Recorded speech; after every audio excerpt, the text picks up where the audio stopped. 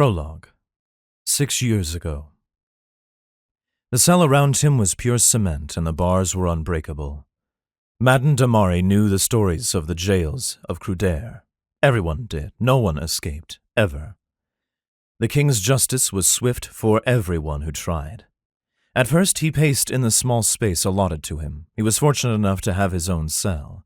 On his way into the facility, he'd passed by cells filled to the brim with the dregs of society. The stench nearly overwhelmed him. He was one of those dregs now. He couldn't regret it. He knew his duty as a soldier and as Crudari. His honor was worth more than his freedom. He only hoped he would be strong enough to keep believing that once the judge passed down his final sentence. Boots pounded down the hallway, nearly drowning out the tippy-tap of daintier shoes. But Mad heard the footsteps, and he recognized them. He shot up from the bench and crossed the 2 steps to the bars. It only took a moment for his sister to appear. "You have 10 minutes, the guard grunted at her before stepping back. They wouldn't have true privacy, but he stood far enough away that they could speak quietly enough to not be overheard. "Oh, Mad." Tiana reached her hand into the cell and clutched at him. She was everything a Crudari lady should be, regal, poised, and nearly as tall as him, but wearing a flowery dress that hid her bulk. Her skin was pale and her hands uncalloused. She spent her days working with the upper echelon of the king's government. He'd been a lowly soldier. "No need for tears," he said, putting as much confidence into his voice as he could muster. "We've hours yet before the judgment is passed." She sucked in a shaky breath and pulled her hand away. Mad's heart sank. Tiana couldn't hide her emotions from him. She'd never learned the trick, and the fear and anguish he saw on her made his heart crack in two. The guilt, though, that emotion stole away his hope and drowned it in the sea.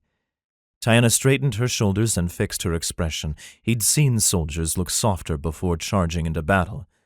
"Arbin spoke with the judge." Mad growled. He didn't want his sister's slimy fiancé anywhere near his case. She glared at him for a minute before steeling her resolve once more.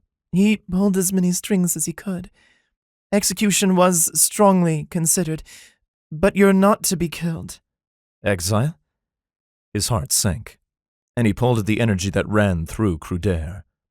Called the Fount, it was the source of his people's prosperity.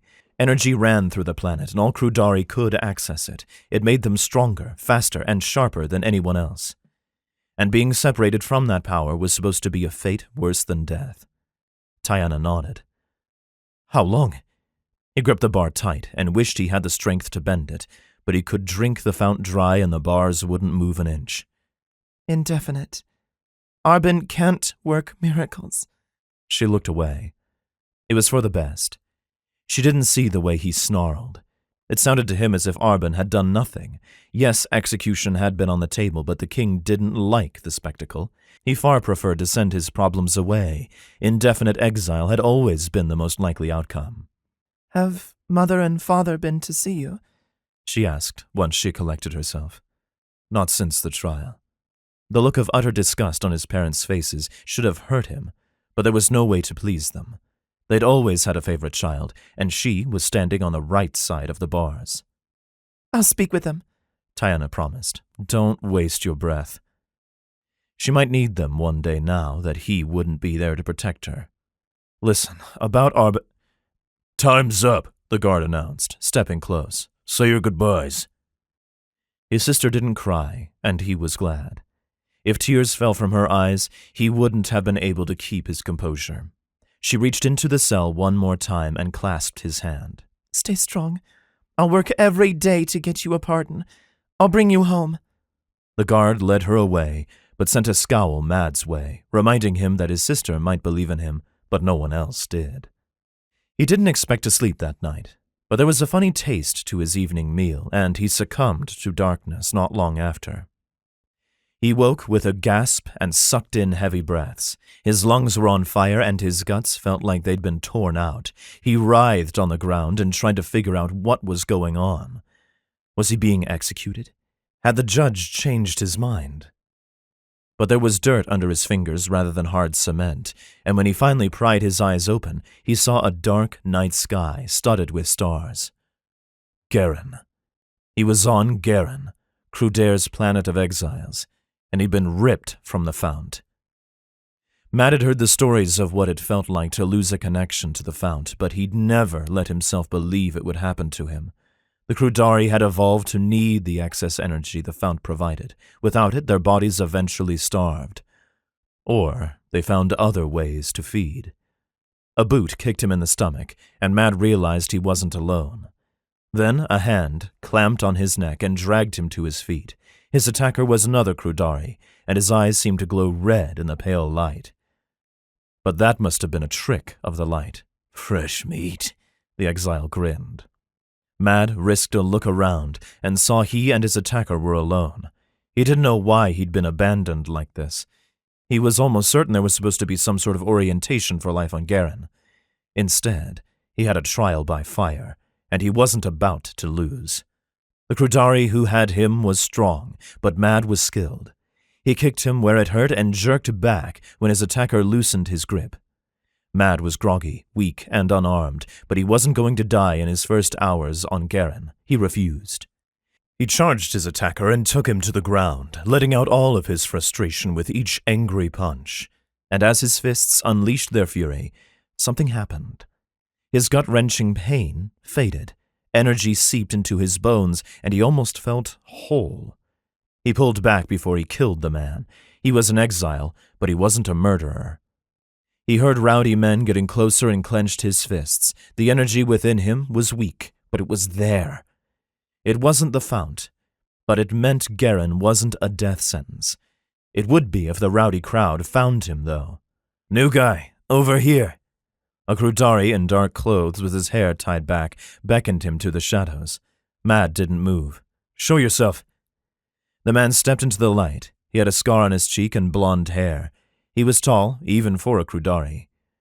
My name is Jake. I mean you no harm. Now grab your bag before we're discovered. Mad looked toward the ground where Jake had nodded, and sure enough, there was a cloth sack lying there. Mad looked inside and saw some clothes, a wallet full of credits, and a leather pouch brimming with power. He pulled it out in confusion. Jake hissed, Hide that, if you know what's good for you.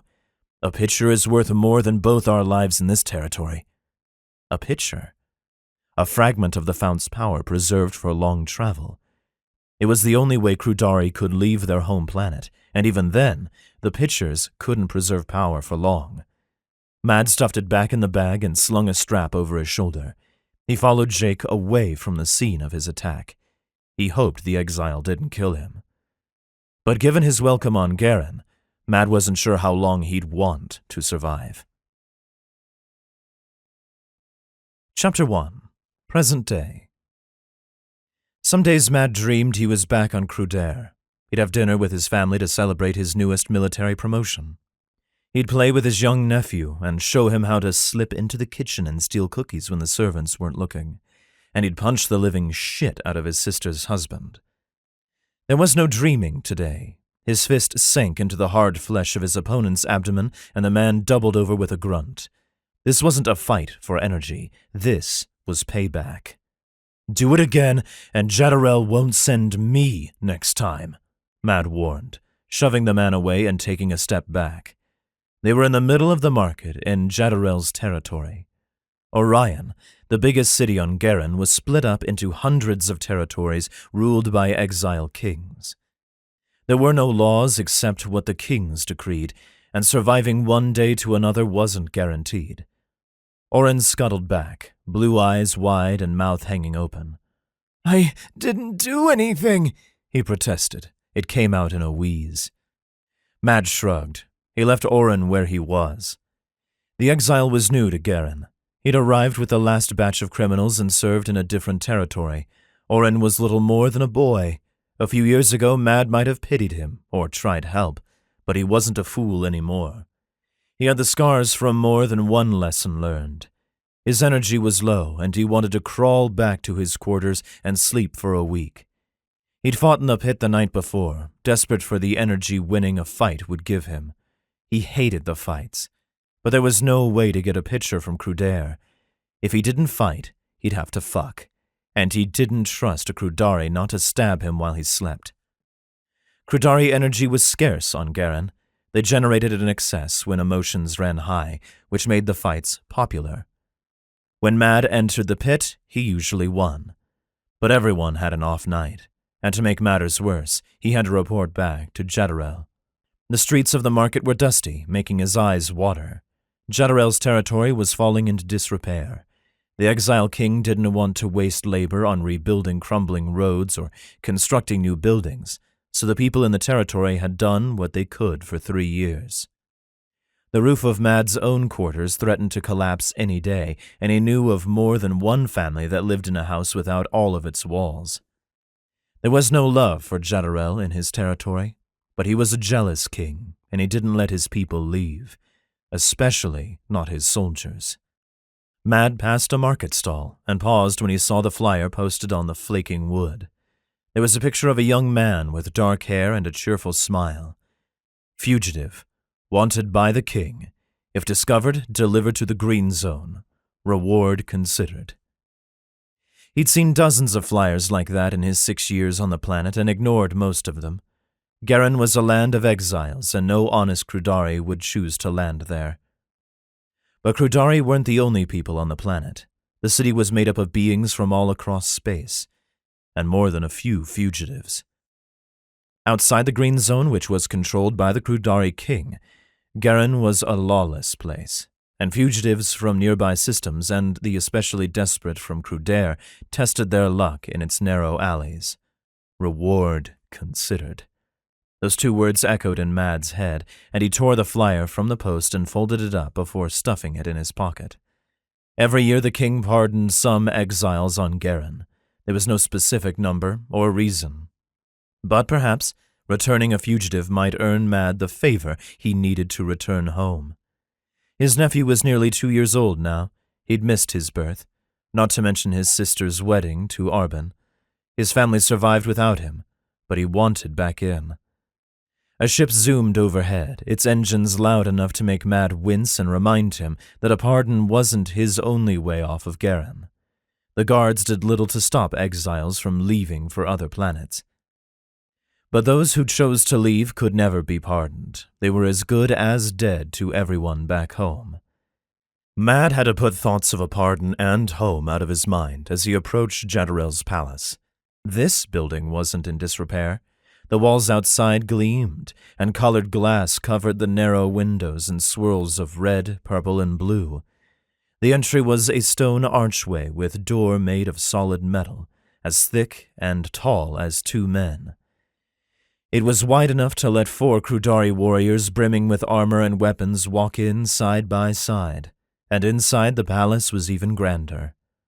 Mad walked through a narrow hall, the walls carved in white stone, the carvings depicting Crudari myths and legend.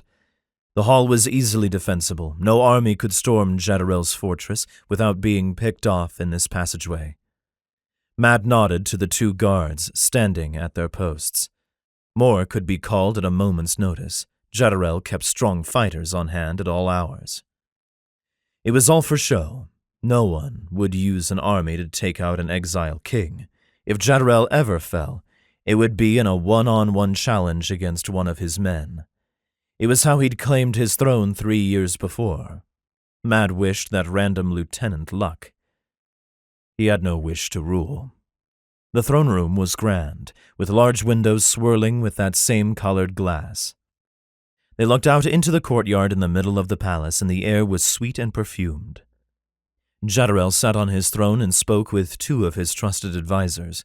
On either side of his throne knelt a human, 1 man and 1 woman. Each wore a metal collar around their throats with thick chains that were tied to rings on the sides of the throne. His human pets.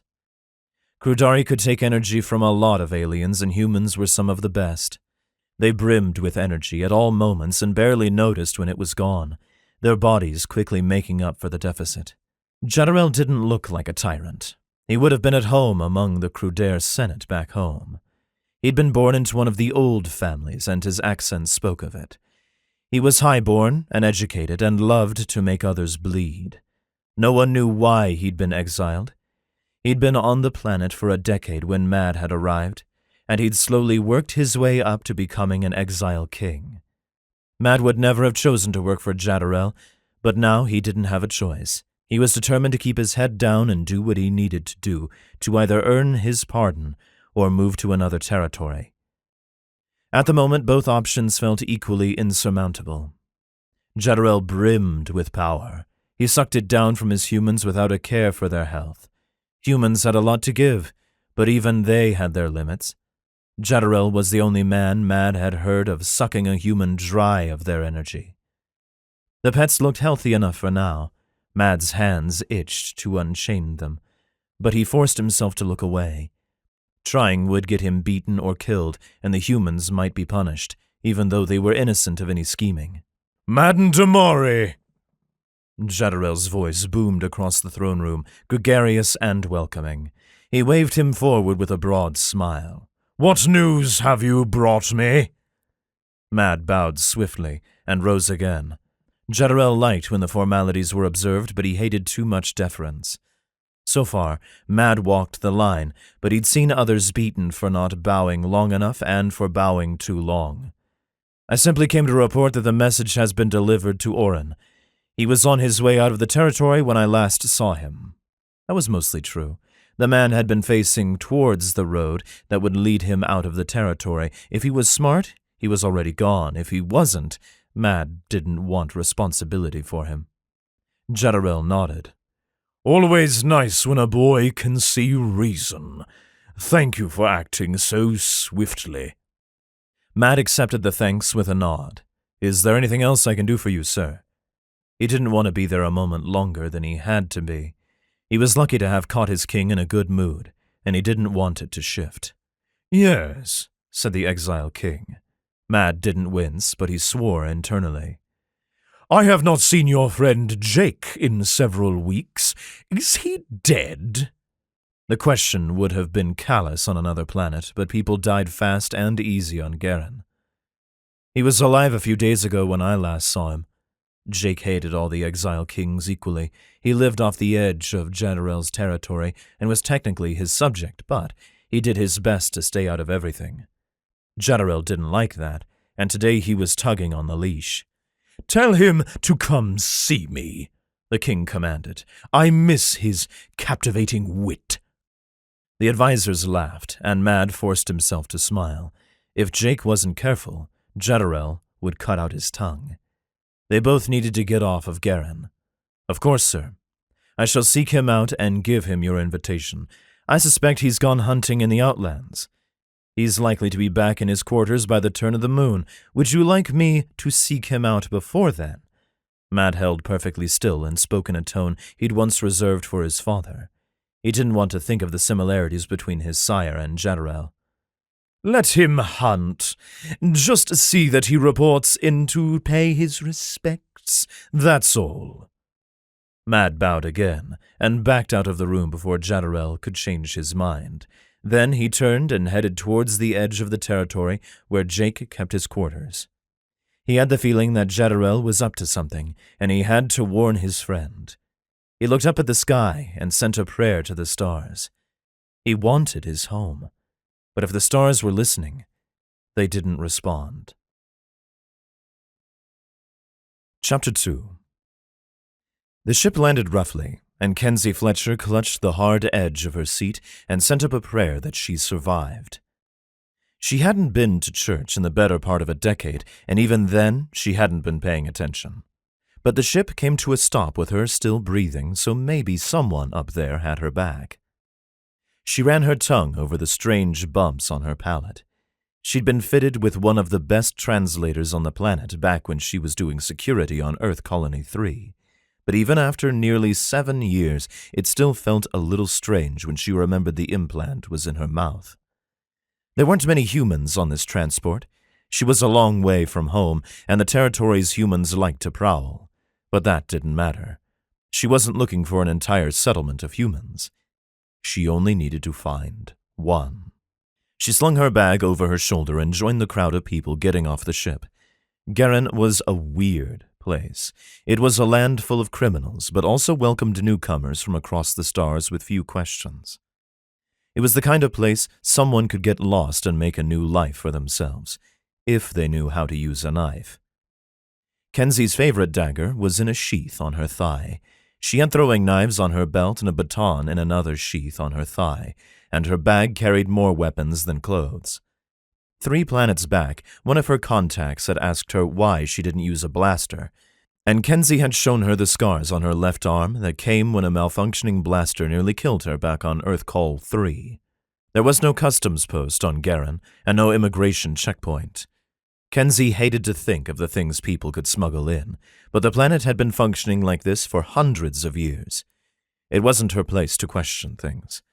She wasn't here to change society, just to find out if her sister had ended up on Garen and when. She had to have been here. Kenzie didn't have any other leads. A man wearing a wrinkled guard uniform beckoned her and the few other human passengers over. He wore a leather pouch around his neck that clashed with the black uniform. Strangely, the pouch almost seemed to glow. Weird alien shit. The guard had to be Crudari. They looked human, if humans were regularly nearly 7 feet tall and brimming with muscle, and power emanated from him. She almost believed he could shoot fireballs out of his hand. But Kenzie had studied the Crudari as best she could when she figured out she was going to Garen. They didn't shoot fire or lightning. They were strong and violent and could be possessive. Barbarians. The text hadn't used the word, but it had flashed before Kenzie's mind, and nothing else fit. They were a warrior people. On their home planet of Crudair, they might have pretended at civilization, but that was all forgotten on Garen, where the strong ruled and the weak did what it took to survive. Carice, I hope you're okay. We have control of the green zone, the guard was telling her and the 4 other humans from the ship. It should be safe enough for all of you, and the guards will assist you if you find yourself in danger. The exiles in this quadrant are closely monitored and will be punished if they do you any harm. If you leave this area, your safety is no longer guaranteed. The criminals on this planet are in exile, not prison. We do not attempt to control them, and you will find some are especially motivated to take humans captive. One of the humans shivered at the guard's tone and leaned against her companion. She had pale skin and red hair.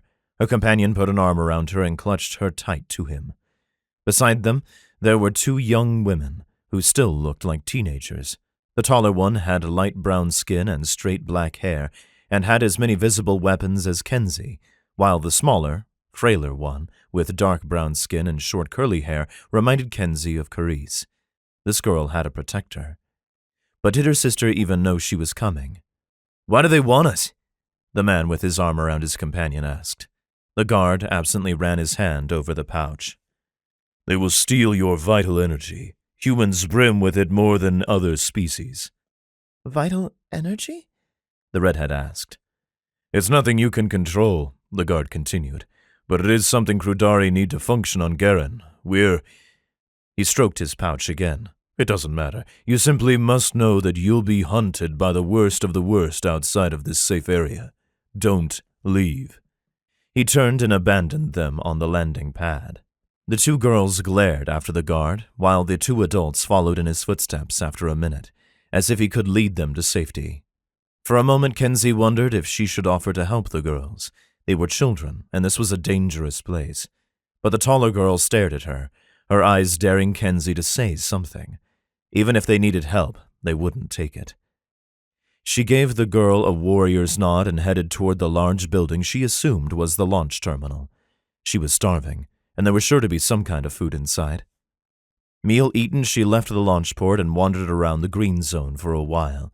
It looked like a military base. There were guards everywhere. She wasn't sure they outnumbered the regular people, but she wouldn't be surprised. Were they worried that the exiles would overrun them and chase them off the planet? Not her problem. The edge of the green zone was marked by a thick line in the road covered in green paint. Apparently the Crudari were a literal people. Kenzie didn't hesitate as she stepped over it. No guard tried to stop her. The blocks outside the zone looked basically the same as those inside of it, except for the lack of guards. But as she walked further down the road, things began to fall into disrepair. The people looked well-fed, though, and she saw people laughing and talking like they had no problems in the world. Were they exiles? Kenzie didn't waste time thinking about it. Obviously not everyone on the streets was an exile. She saw plenty of aliens who'd probably never set foot on Crudair, and none of them were who she was looking for. She checked the note she'd written before boarding the transport to Garen, and then looked up at the stone building with a roaring lion carved above the door. It probably wasn't actually a lion. It was some cat from Crudari legend that resembled a lion back on Earth. Whatever, it roared like a lion, it was a lion. Inside the building was a restaurant, and she found an older Crudari woman who seemed to run the place. The woman was a head and a half taller than Kenzie and could probably bench press a horse. Kenzie had to stop herself from reaching for one of her weapons. Feeling small wasn't a reason to lash out. "I'm here to talk to Layla," she said. The woman nodded and pointed to a table in the back where a woman sat cloaked in shadow. Showtime.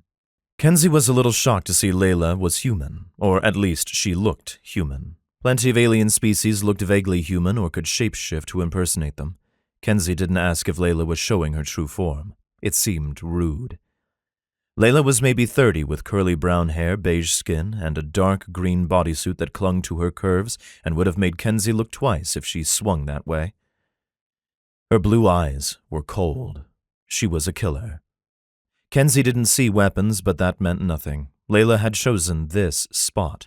She knew this area, and if she wanted to end Kenzie, it wouldn't take any effort. "I'm looking for my sister." Kenzie didn't have time to be afraid. Layla had agreed to meet, so Kenzie would assume she was acting in good faith until she proved otherwise.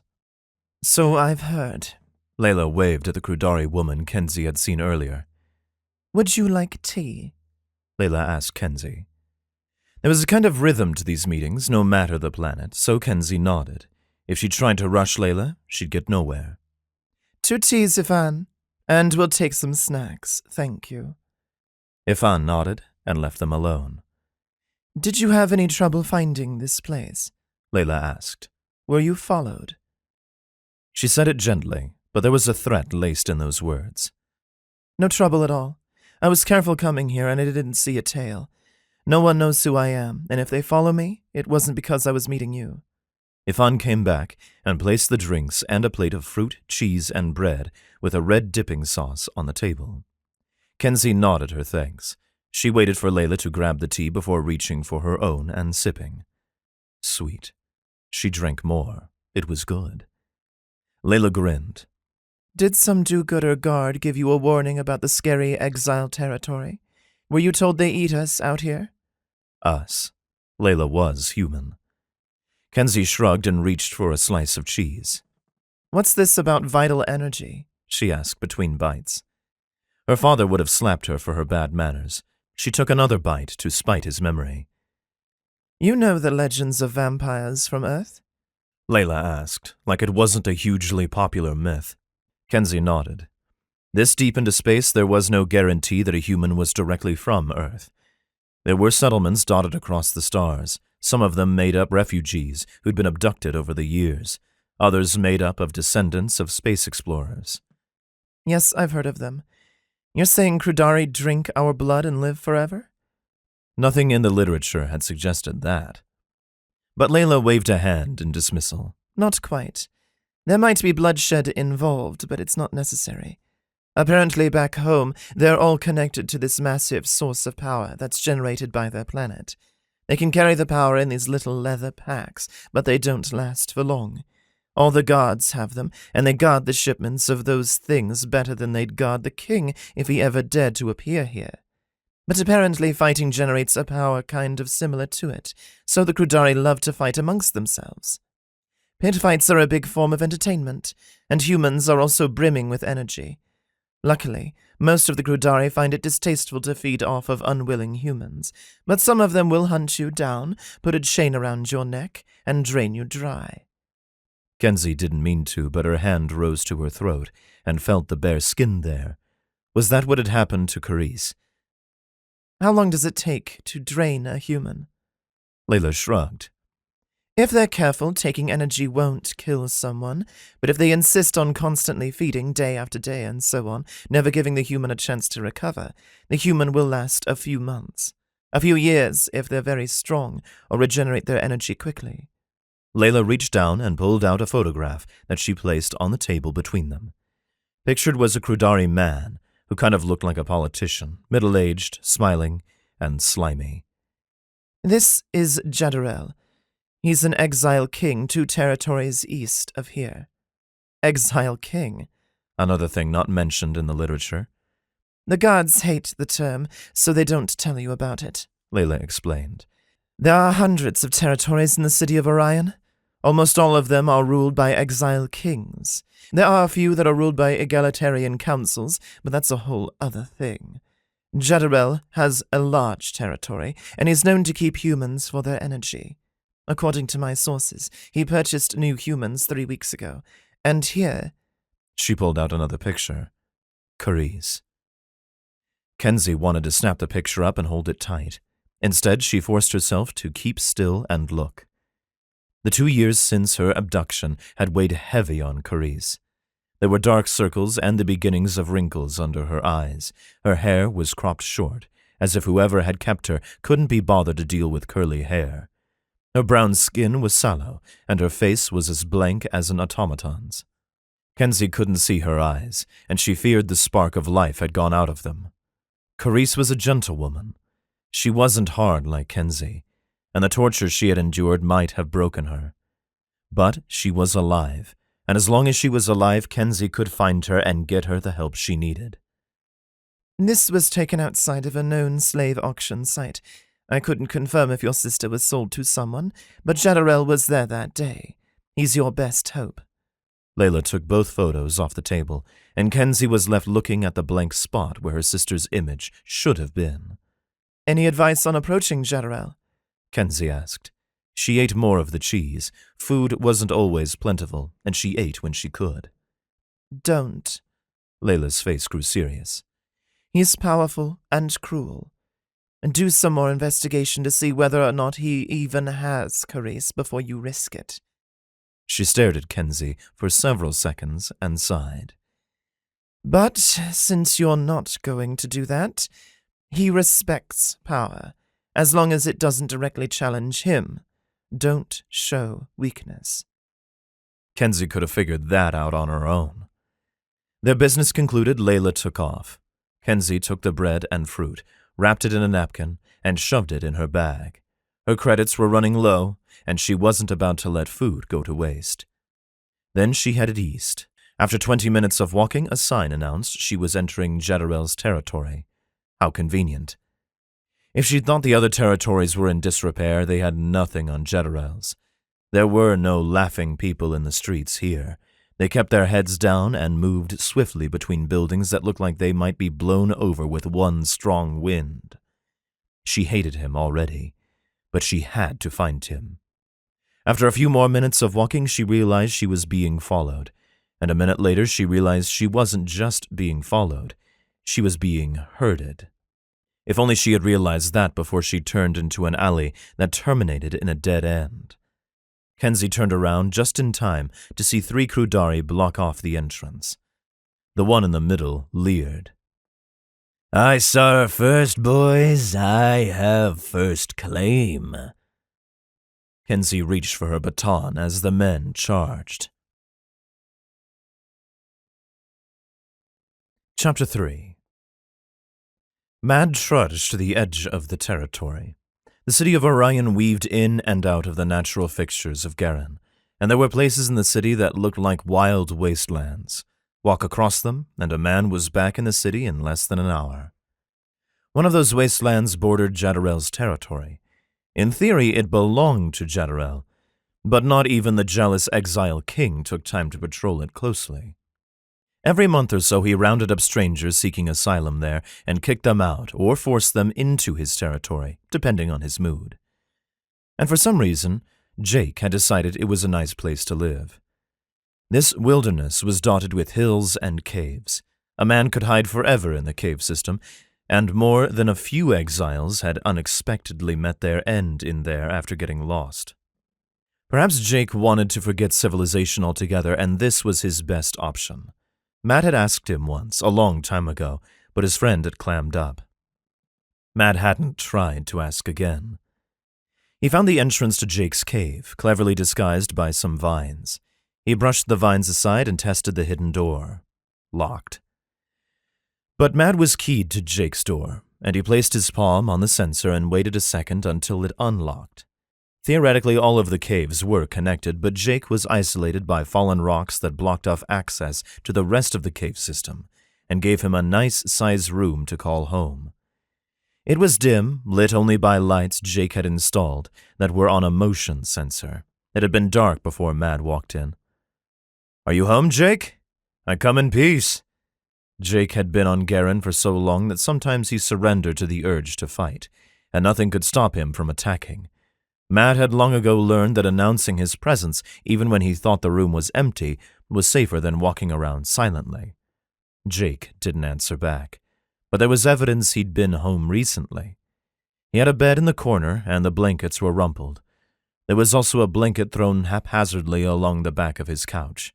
Some dust had settled on the table, but it had been disturbed, as if Jake had wiped his fingers across it and made phantom claw marks. He wasn't much for dusting. And he wasn't here. Though Mad wanted to see his friend, he was a bit relieved. He could answer General honestly that he'd sought Jake out. It wasn't his fault he wasn't home. Mad found a piece of paper and scratched out a note. "Jay is looking for you, getting insistent." He couldn't write out anything more. There was always a chance that one of Jadderell's spies had followed him here and would search the cave for any sign that Mad or Jake weren't as loyal as they should be. But Jake would get the note. The man wasn't stupid. He knew a warning when he read one. Rather than head out, Mad sank back into Jake's couch. What the? It was actually comfortable? Mad had sat on that couch 100 times, and the cushions had been a mere suggestion against the wooden frame. But today, the cushions felt stuffed as full as they could be. Mad turned over and examined one. It appeared as if the seams of the cushion had been ripped out and re-sewn, and a bit of stuffing was caught in the thread. Mad's complaining must have finally gotten to Jake. He sat back down and decided to enjoy it. Then he took the flyer out of his pocket and studied it harder. This fugitive could be his ticket off of Garen. Who was the young man? He was younger than Mad, softer too. This wasn't a soldier he was looking at. But looks could be deceiving. The children who were exiled to Garen often looked sweet, but they had the same killer instinct as the rest of the survivors on the planet. The flyer didn't have any more information. No name, no list of crimes, no known associates. Mad memorized the face and was determined to keep an eye out for the man. He'd think about how he'd catch him later. The walk home was uneventful, and as soon as Mad walked in the door, he saw his communication screen beeping with a call request. Only one person in the galaxy tried to call him. Mad accepted the call request and bounced on his feet, waiting for the connection to go through. He smiled broadly when his sister appeared, a 3-year-old boy on her shoulder. Derek's face lit up with a grin, and he waved his pudgy little hand wildly. "Uncle Madden!" Tiana's smile wasn't as big, but it was still there. He'd worry when she didn't smile at all. "I was worried you'd miss my call." I'm glad I didn't. The calls were expensive and the text sometimes spotty, but Mad would spend all the credits he had to check in on his sister and nephew. "How are you doing?" she asked, shifting Derek around until he was sitting completely on her lap.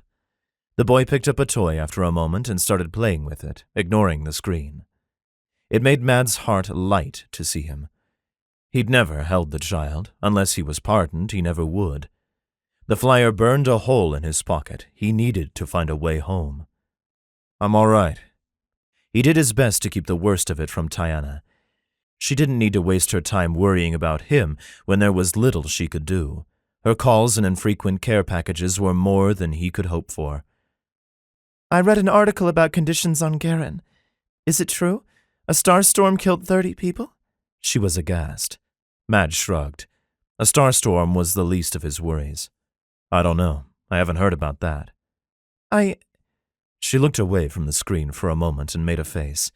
Then she looked back at Mad. "I'll be right back. Derek's tutor needs to speak with us. Keep the call open. I promise. I'll be right back." I'll be here. He stared at her empty chair and tried not to look further into the home she shared with her husband. He didn't need the reminders of all the comforts of Crudaire. Then, Arbin slid into the chair, and it took all of Mad's control not to scowl. He and his brother-in-law didn't speak. The only credit Mad would give the man was that he'd purchased a state-of-the-art communication system so that Mad and Tiana could speak to one another. "You look well, Madden," Arbin greeted with his political smile. "Hello." Mad couldn't disconnect the call with the promise of Tiana and Derek coming back, but he wanted to, or he wanted to invent a technology that would allow him to slap that smile off Arbin's face. Arbin looked away from the screen, craning his neck as if checking something in his house. Then he turned back to Mad, smile gone. "The moment we disconnect this session, Tiana is going to adjourn to her room and cry for the rest of the day. Derek will ask me why he can't meet his favorite uncle, and I will be left here to piece my family back together." It was a stab in the heart. Mad didn't have a response. He lived for these calls. He'd go insane without them. But the thought that he was hurting his sister made him die inside.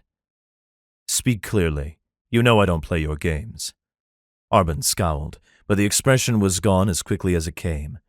"Perhaps if you did, you wouldn't be in this predicament. So I should have allowed a slaughter." It came out as a snarl, and Mad could picture the dead bodies littered on the ground, people he couldn't save. It's a soldier's duty to follow orders. You've never been a soldier. Don't tell me my duty. He could reach forward and end the call with a press of a button, but Tiana would be back soon. "You are impossible." Arbin took a deep breath and recentered himself. "You are a risk to this family. Derek will begin to attend school soon. What do you think will happen when your name comes up?" Mad stayed silent. When he thought about it, it kept him up at night, but the horrors of Garen were enough that he could normally ignore the troubles back home. "I've found a way to get you off, Garen." It was barely more than a whisper, as if Arbin feared being overheard. "A pardon?" Mad sat up straighter. If Arbin could manage that, Mad would forget every bad thing he'd ever thought about the man. Arbin scoffed. "You think highly of yourself. The king handed out 12 pardons last year. Don't be stupid. There's a ship captain that owes me a favor. He'll be in orbit the next month. I've relayed his information to you. Put out that call, and he'll pluck you from Garen and give you a job. I can funnel enough credits to you so you'll have a month's wages. This captain knows of another planet where exiles make their home. It has an energy signature similar to Crudair. It's not the Fount, but it's better than Garen." "You bastard." Mad's hands curled into fists, and it took all of his discipline not to punch the video display. "If I leave Garen, I'll be excised from the family completely. I'll never be able to return to Crudair." "I'm trying to help you, you thick-skulled idiot. You harm this family just by existing. Leave, Garen. Make a life for yourself and leave us alone." "Does Tiana know about this?" If she did, if she approved, Mad would go. For her. But Arbin's face gave it away. "I love my wife. I won't ask her to make this choice. Make the break easier for her. Derek's still young. He may forget you ever existed. It's for the best. I'm not leaving."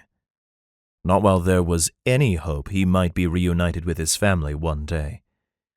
"If you're not on that ship by the end of the month, I personally guarantee you will never be pardoned." His face shifted, and suddenly there was a bright smile as he rose from his chair. "My darling, is all well with the tutor?" Tiana sat with a roll of her eyes. "A simple misunderstanding. I'm not sure why she was so urgent. She seemed to think I wanted to talk to her. Never mind. Thanks for entertaining Mad. Derek wanted to show you his new project. He's waiting in your office." Arbin bent down and kissed Tiana before giving Mad a brief nod and walking away. "Did you find something to talk about?" Tiana asked. "Or did he make you sit quietly and wait for me to return?" She couldn't know. If she believed Mad, her heart would break.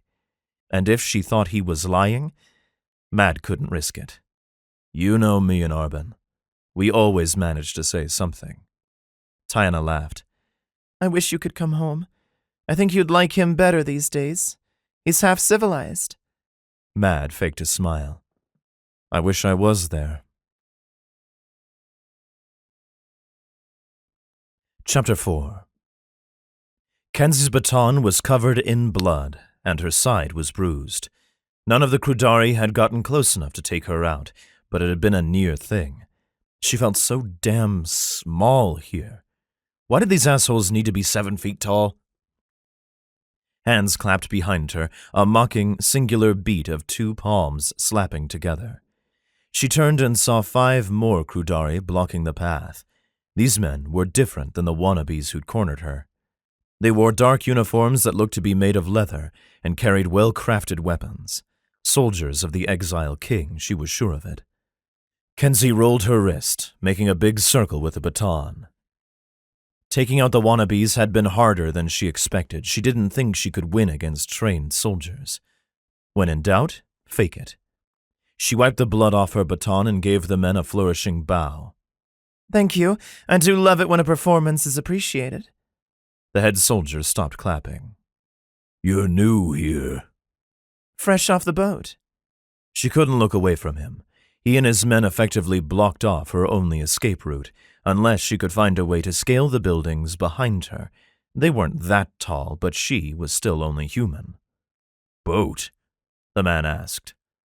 Not all idioms translated. Kenzie forgot that sometimes. My name is Kenzie Fletcher. These men cornered me, and I defended myself. The leader put a hand on his chest. And I'm Ties. You are in my king's territory.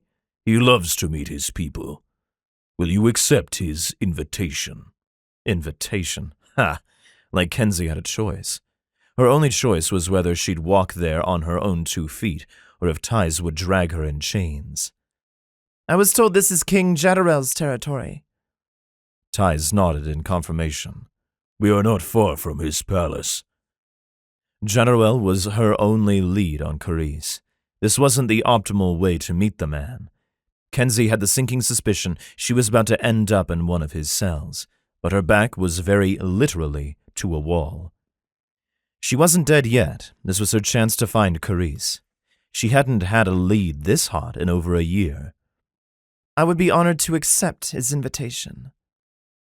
Tice's men swarmed around her, crowding close enough so she couldn't try to run away. She kept any snarky comments to herself. She didn't want any more bruises if she could avoid them. Please, give your baton and that knife to Gav, Tice instructed, pointing to the obvious weapons on her belt. Kenzie did it without complaint, but she didn't offer up any of her less conspicuous weapons. Tice didn't have anyone pat her down, and that was his mistake. One she wasn't about to offer to correct. The soldiers led her to the palace and walked her in through the ornate doors and down a dim hall with high ceilings and complicated carvings on the walls. The hall led to a throne room, and the king himself was sprawled on his throne. 2 humans were chained to either side of him, and Kenzie wanted to reach for one of her throwing knives and end this now. The bastard would die. The desperate need for freedom flowed deep in her veins. Going back to ancestors who'd prayed for it for centuries, this wasn't an injustice she could walk away from. But it also wasn't a problem she could solve right then. If she killed Jaddarel, his people would kill her right back, and Carice would lose her last hope of being saved. Jaddarel wasn't what she expected. He was in his 40s or 50s, assuming Crudari aged like humans, and on the short side for his people, topping out at around 6'5". He reminded her a bit of her commanding officer back on Earth Call 3, happy to be in charge and desperate to stay that way. This wasn't a man who'd share a lick of power. That was fine. Kenzie didn't want power, just her sister and freedom for his people. Was that so much to ask? Jaddarel sat up straighter on his throne, his smile almost kind. It didn't reach his eyes. Ties, what have you brought me? Ties bowed swiftly. A warrior, sir. Baron and his men cornered her, and she left them a crying heap on the ground. Jaddarel looked at her more closely. He stood up and crossed the room to her, circling around her like a shark. Interesting. You're human, yes? No use denying it. Yes, Kenzie confirmed. And new here? Yes. He didn't touch her, thankfully. Kenzie was good at hiding her emotions, but when people got too close, she sometimes snapped. She vibrated with tension. Her sister was probably in the same building, and she had to get information. Not many humans come freely to Garen. Jezreel backed up a bit, and Kenzie let out a breath. He was lying. She'd seen several humans on the street, but contradicting the king would do her no good. I'm looking for my sister. I have reason to believe she was brought to Garen, not freely. He looked her up and down, and Kenzie hated the attention. She walked a thin line. This man kept humans as pets. If she wasn't careful, he might try to clap her in chains. Tell me about her. Her arm tingled, a reminder that she always carried a bit of her sister with her, but she kept her sleeves covered. She had a garrote hidden in her bracelet, and she didn't want to call attention to it. She looks like me, though she has a scar on her left cheek, and she has curly hair. Her name is Carice, and she was abducted from Earth about 2 interstellar common years ago. I've been searching for her ever since. You've come a long way. Jezreel was getting closer. Shit. She really didn't want him noticing her, but it was far too late now. Do you like my toys? He nodded to his chained humans. Neither of the people responded. Their eyes were blank, and Kenzie hoped both of them had found some mental way to cope with their surroundings. She kept quiet. If she opened her mouth, she'd only make things worse. The boy is getting weak. He waved a hand toward the chained male, and the boy moaned and fell to his side. Jezreel sighed in pleasure and seemed to get taller, somehow. But his energy is so delicious. I wonder what you'd taste like. He leaned forward. Kenzie had a hand on her knife before she could think better of it, and in a blink her blade was against the skin of Jezreel's throat. But rather than react in fear, the bastard laughed. He clamped his hand on her wrist and squeezed, but she held her knife where it was, even as it felt like he'd grind her bones to dust. Stay back, he warned his men. This feisty little bird is my treat. She tried to dig the knife in, but his grip was too strong. I don't have your sister, little bird, but if she's as delectable as you, I'll bring her straight to my bed. He twisted, and she found herself holding her knife to her own throat. It took all of her strength to keep from digging in and killing herself.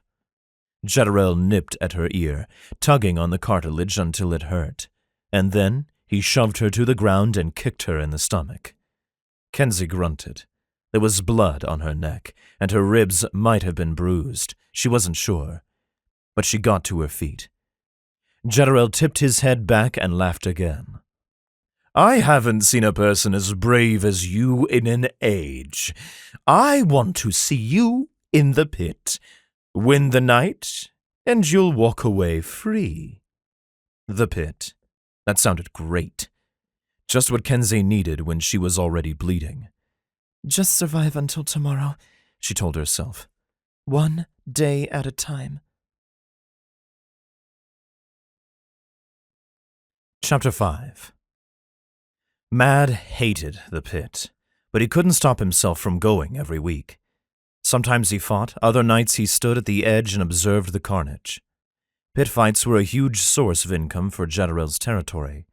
Exiles and residents from half the city came to watch blood sport, and the betting was enough to fund a small country or a large territory. But Mad wasn't betting tonight.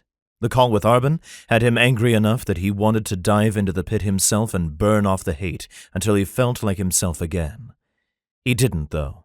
He'd lost his last fight, and he didn't think his pride could take another beating. Not tonight.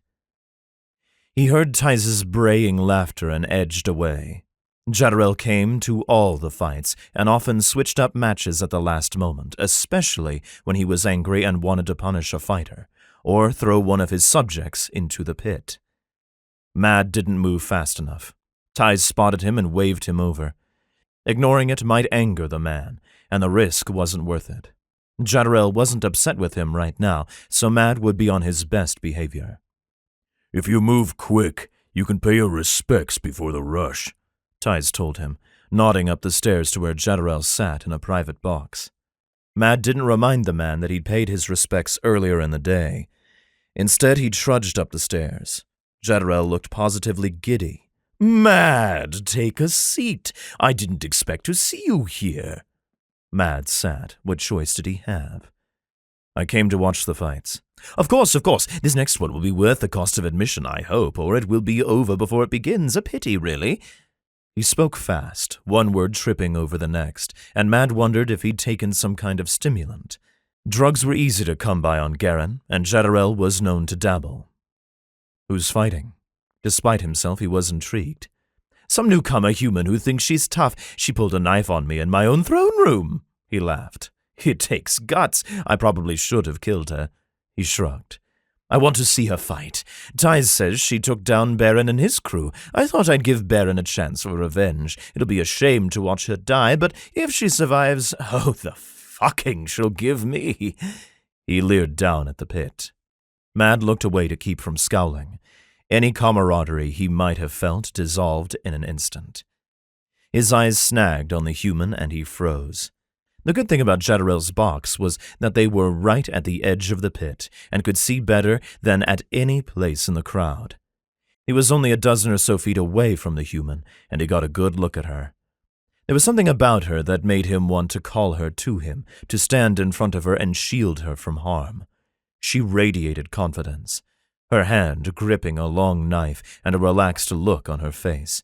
But she didn't belong in the pit. She belonged in his bed. The certainty of it slammed into him, and Mad almost rocked back in his chair. Now he was thinking like Jezreel, and he was disgusted with himself. He had no right to her, no matter how much his blood sang with want. Her dark hair was pulled back in a tight braid, though it was frizzy around the edges of her face. Her skin was light brown, and even from several feet away, he could see the freckles that dotted her cheeks. And her eyes.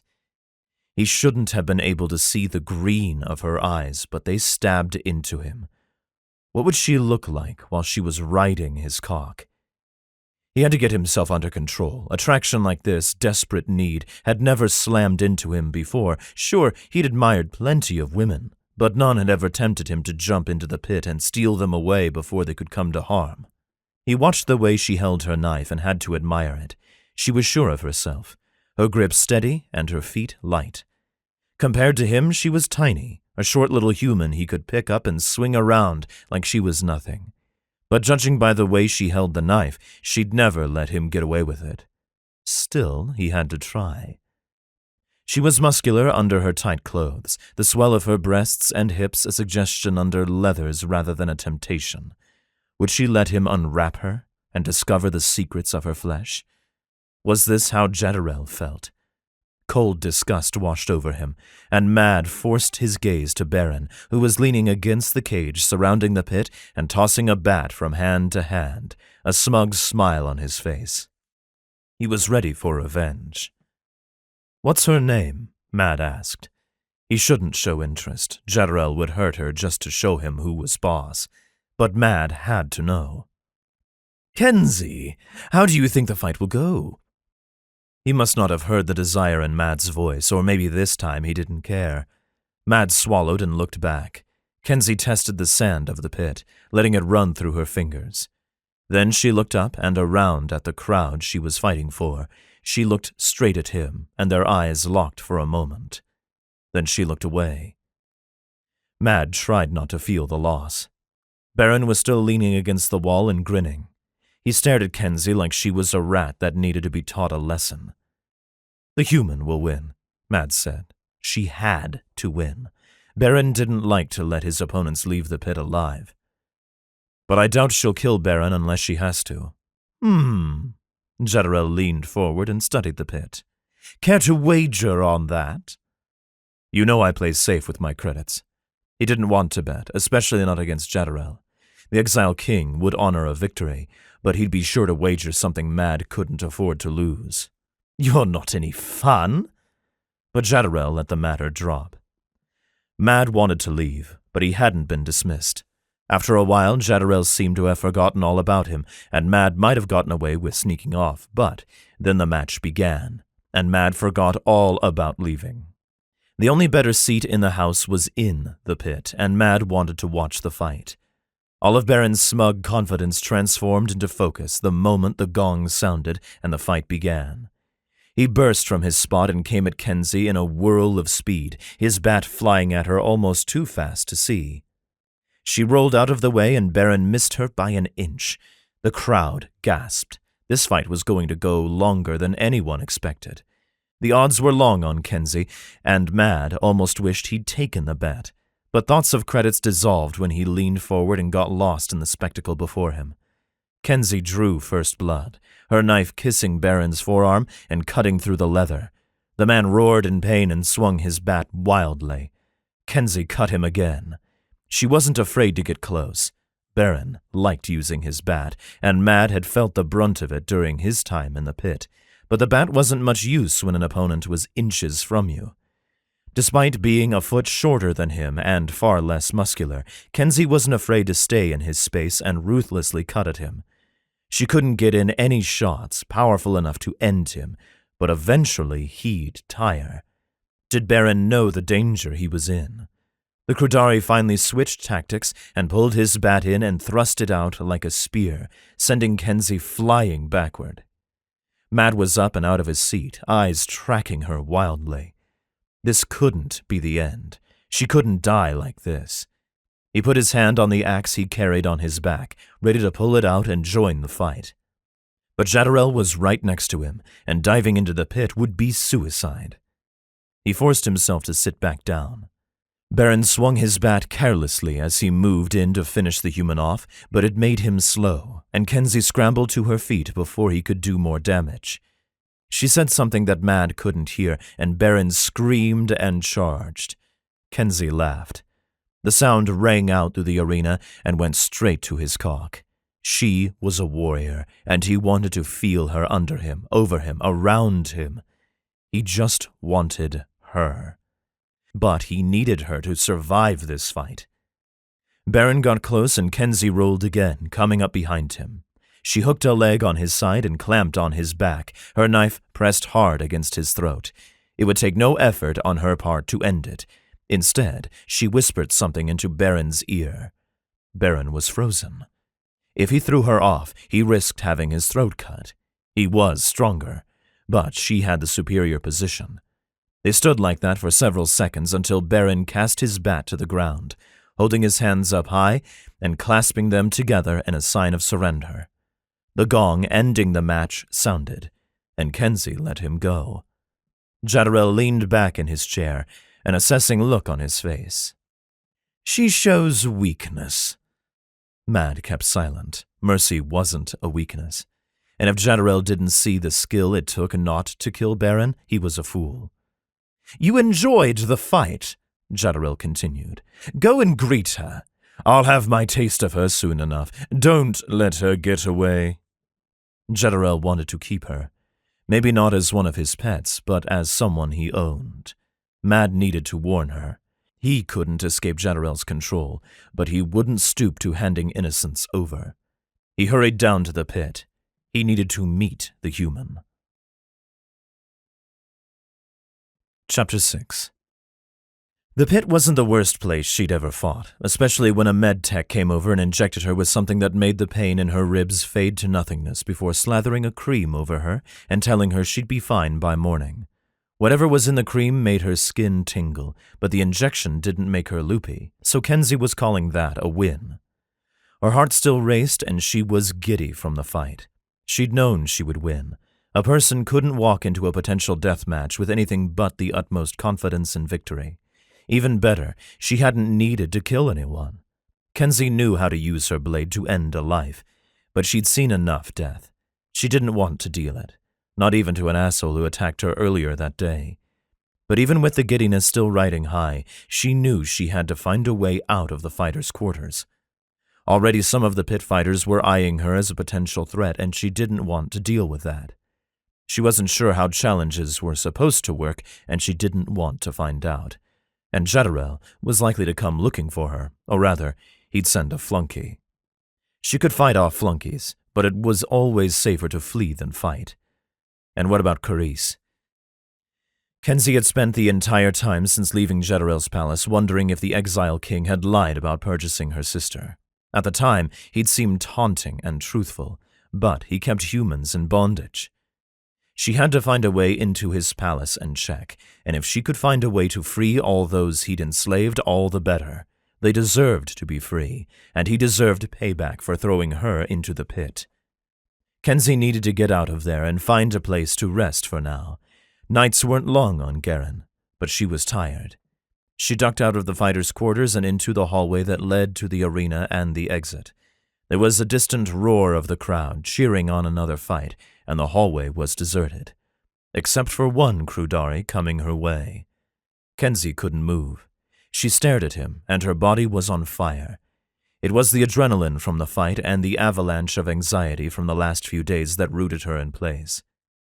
He was the most gorgeous man she'd ever seen. It didn't even matter that he wasn't a man. Those sort of technicalities faded away the further a human got away from Earth. He was nearly 7 feet tall, with muscles rippling under his leather and furs. He dressed like the exiled warriors who roamed the streets, ready to fight at a moment's notice. There was a scary-looking axe strapped to his back. She wasn't sure she could beat him if he dragged her into the pit. But his expression was kind.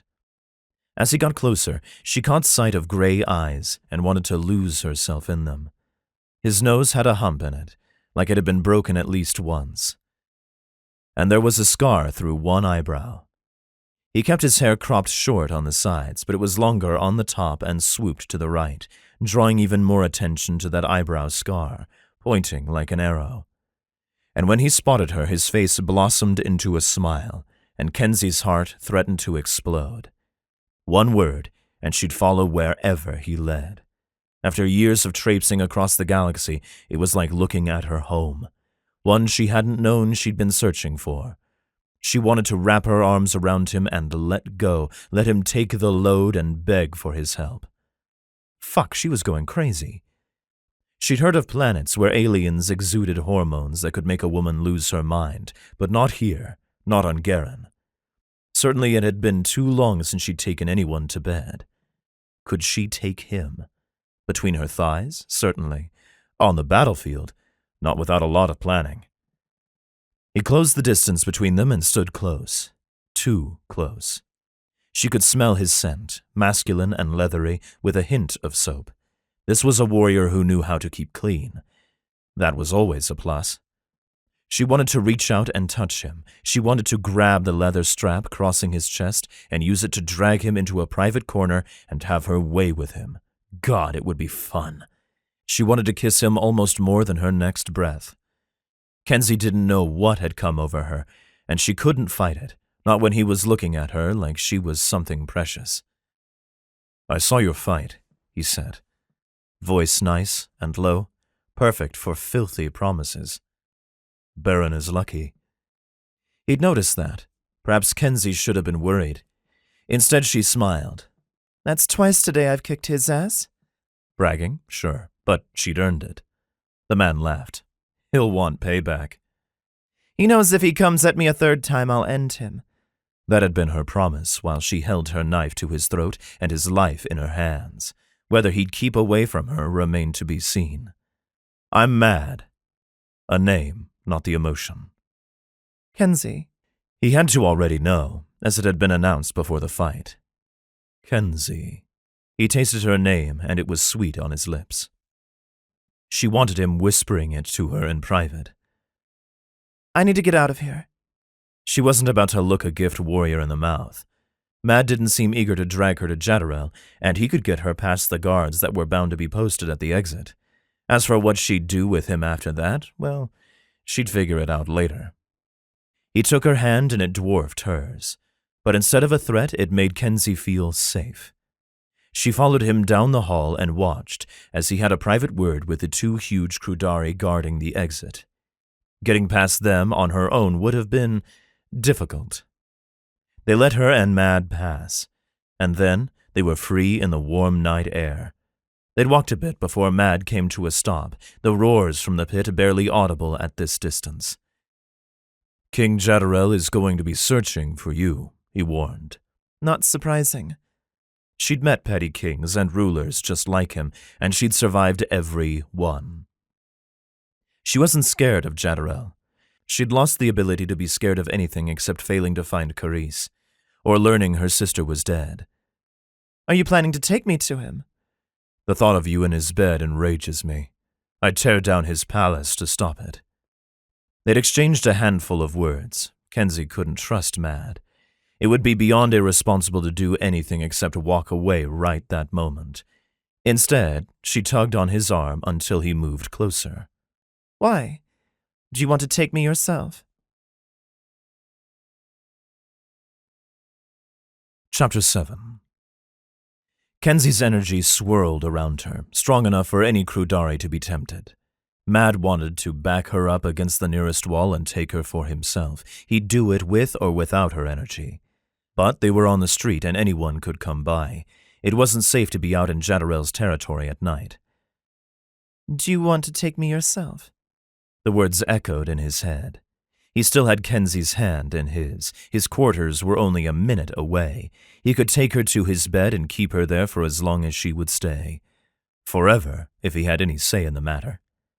What he was feeling was crazy. He wasn't the kind of man to try and claim a woman the moment she laid eyes on him. But he wanted Kenzie for his own. If he were a better man, he'd let her walk away. He'd tell her to stay safe, or perhaps walk her to her quarters to watch her back, and then he'd let her go. But there was desire in her eyes. She didn't ask the question idly. She wanted him, too. If he left her alone, Jadderel's men could find her. He might have saved her from the king for now, but if Jadderel remembered her, he'd send Ties or one of his other flunkies to find her. She could handle herself in a fight, but Ties didn't play fair. It sounded noble. It was bullshit. I live right over there. Mad pointed to his building. Want to come home with me? Kenzie swallowed, the muscles in her throat a temptation he wanted to taste. Her lips curved up into a smile. Lead the way. He'd never walked a longer distance in his life as he passed the 4 buildings between where they stood and the entrance to his quarters. He was glad he kept the place neat. He didn't need Kenzie to judge him for a dirty house. He closed the door behind him and locked it. Moonlight streamed in through the large window, giving the place an ethereal feel. They'd walked into a magical space, at least for the night. Kenzie stepped close. He could smell a hint of sweat and the biting scent of the soap from the showers the pit fighters used to clean up. Her eyes danced with danger and lust, her gaze darting between his eyes and his lips. Are you doing something to me? She asked, a hint of vulnerability in her words. Are you doing something to me? There were legends of aliens who came from across the stars to tempt innocent Crudari into sin and mischief. But Mad was no innocent. Promise hung between them until they couldn't take it anymore. Mad didn't know who lunged forward, and it didn't matter. Kenzie's lips were on his, her taste exploding on his mouth. He had to hunch over a bit to make it work, and her body was straining for an additional inch to meet him. Screw that. He hefted her up and her legs came around his waist. She was a little heavier than he expected, her sleek muscles giving her unexpected bulk. It didn't matter. His muscles barely strained. She wrapped her arms around his shoulders and kept on kissing him, even as he backed her up until she was against the wall, trapped there by the hot press of his body. She didn't seem to mind. And Mad was crazy with want. His cock was an iron rod in his trousers, desperate for the hot, wet sheath of Kenzie's cunt. He wanted inside of her so badly he was tempted to rip her clothes to shreds and take her right there. But he was a barbarian, not a brute. Kenzie kissed him with a desperation that came with long-suppressed lust and uncertainty of when she'd get this again. Mad unleashed everything he had on her and then gave her even more. She never had to want again. He'd do everything he could to keep her satisfied. She was going to be his. The need to claim roared inside of him. He was forgetting something important, but nothing was more important than kissing Kenzie. The King of Crudare could hand him a pardon and he'd ignore it, so long as he got to keep Kenzie. Eventually they succumbed to sleep, though Mad vowed to himself it would only be for a short while. He didn't know how long he slept. but he felt the bed dip, and when he opened his eyes, light fluttered in through the window, and Kenzie knelt beside him, naked and glorious, her hand gripping a knife she held to his throat. "You're going to tell me everything you know." Chapter 8. Kenzie had to be going out of her fucking mind. She kept her hands steady and tried to ignore the smell of sex that lay heavy in the room. She had to ignore the way her muscles ached in the memory of Mad's body on her. In her. She didn't fuck for information. Her body was a tool, but she used violence most often. Once or twice she might have let a prospective lead think she'd invite him to her bed, but she'd never done more than flirt.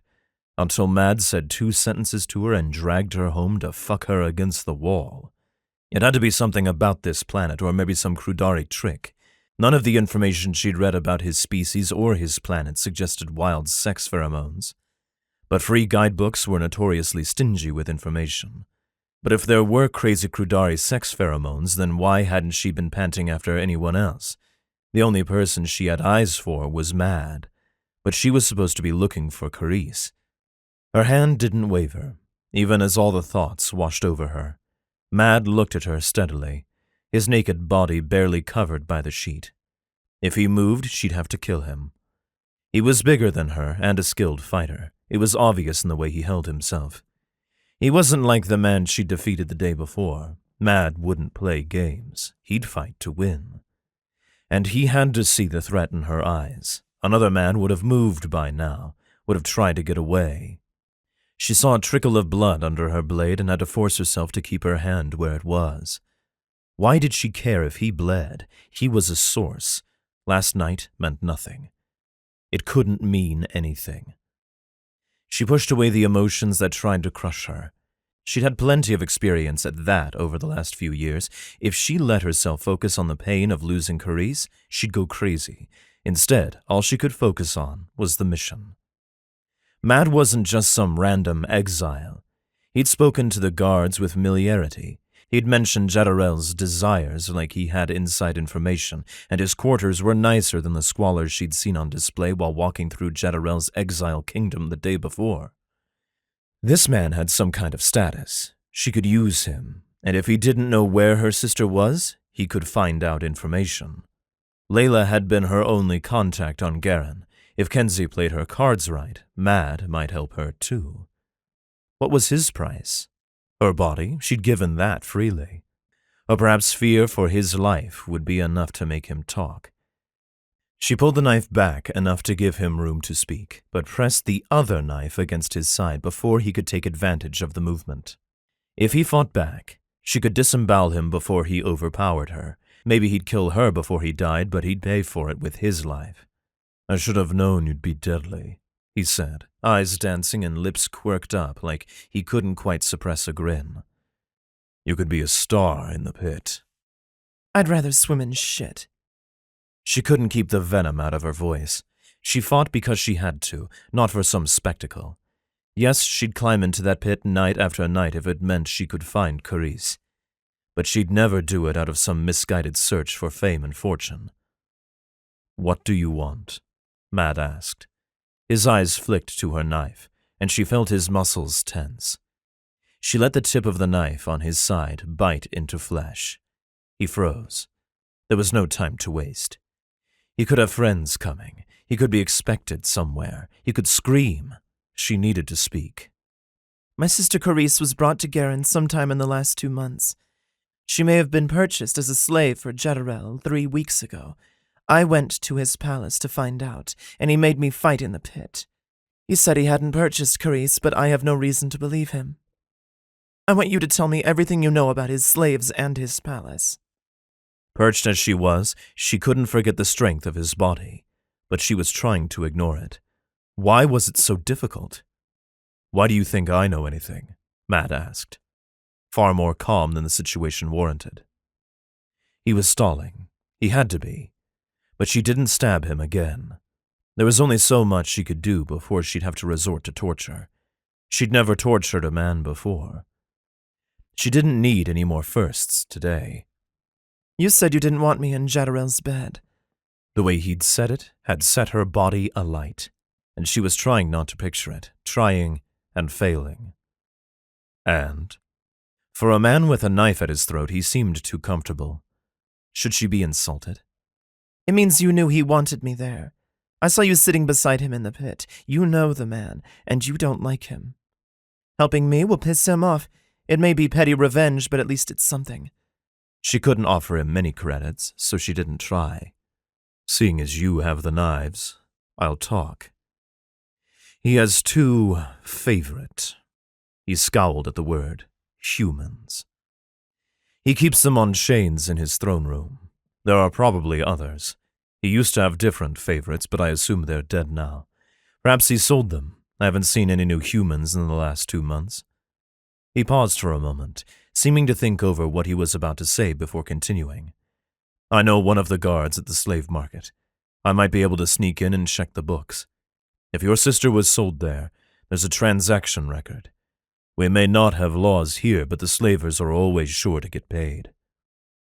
You'll help me. She didn't mean to sound so disbelieving. Then again, she wasn't the type who'd help a person holding her at knife point. Slavers are a blight. As for you, he grinned, and though it had to be a trick of the light, his eyes seemed to glow. Yes, I'll help you. Why? He moved faster than she could counter, arching his hips up, bucking her off balance, and going for her knives. He hit a pressure point on her wrist, and she lost grip on the knife on his throat, making it clatter to the floor. She didn't give up the second knife so easily, but he pulled her arm away and flipped her over until he was flat on top of her, his breath hot on her neck, and his cock hard against her back. "Do you want me to back away?" he asked, the question somehow both a threat and a promise. His lips caressed the back of her neck, and she shivered.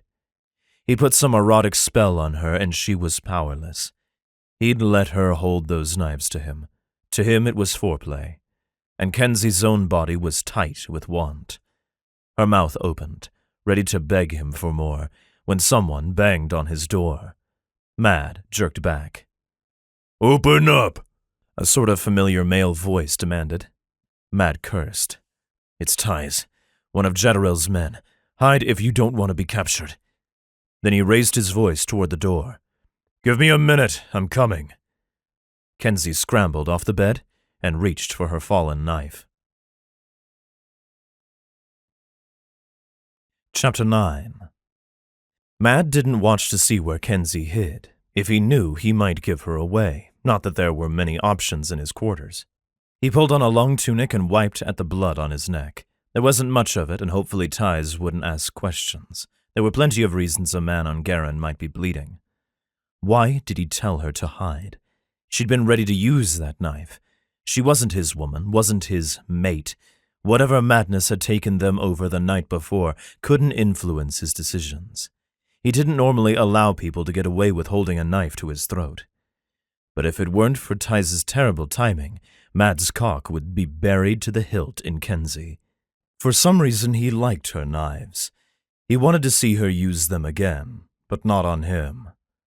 He couldn't think about her while Ties was in front of him. His face would give him away, and the man would do whatever it took to drag her before Jadderel. The king got what the king wanted, and once Jadderel had his hands on Kenzie, he'd suck her dry of her energy before he let her go. Power brimmed inside of Mad, and for the first time in a long time, his soul didn't hunger for Crudaire. He'd fed on the energy he and Kenzie created while they fucked. She didn't seem any worse for wear, but he needed to be careful. It couldn't happen again, no matter how much he wanted her. Ties pounded on the door again. Before long, he'd try to break the thing down. Mad hoped he'd bought enough time for Kenzie to hide.